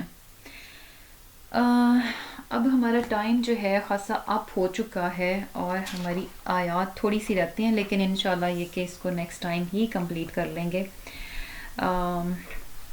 کیونکہ آلریڈی ایکسٹرا ٹائم میں لے چکی ہوں. صحیح، تو چلیں انشاءاللہ گروپ اینڈ کرتے ہیں. نیکسٹ ٹائم جو ہے نیکسٹ فرائیڈے جو ہے ہماری کلاس نہیں ہوگی انشاءاللہ، اس سے نیکسٹ فرائیڈے جو ہے وہ پھر کلاس ہوگی، عید کے بعد اب انشاءاللہ ہماری کلاس ہوگی. تو چلیں انشاءاللہ پھر گروپ اینڈ کرتے ہیں. اللہم تقبل منا انک انت السمیع العلیم وتب علینا انک انت التواب الرحیم. سبحانک اللہم وبحمدک نشہد ان لا الہ الا انت نستغفرک ونتوب الیک. السلام علیکم ورحمۃ اللہ وبرکاتہ. وعلیکم السلام.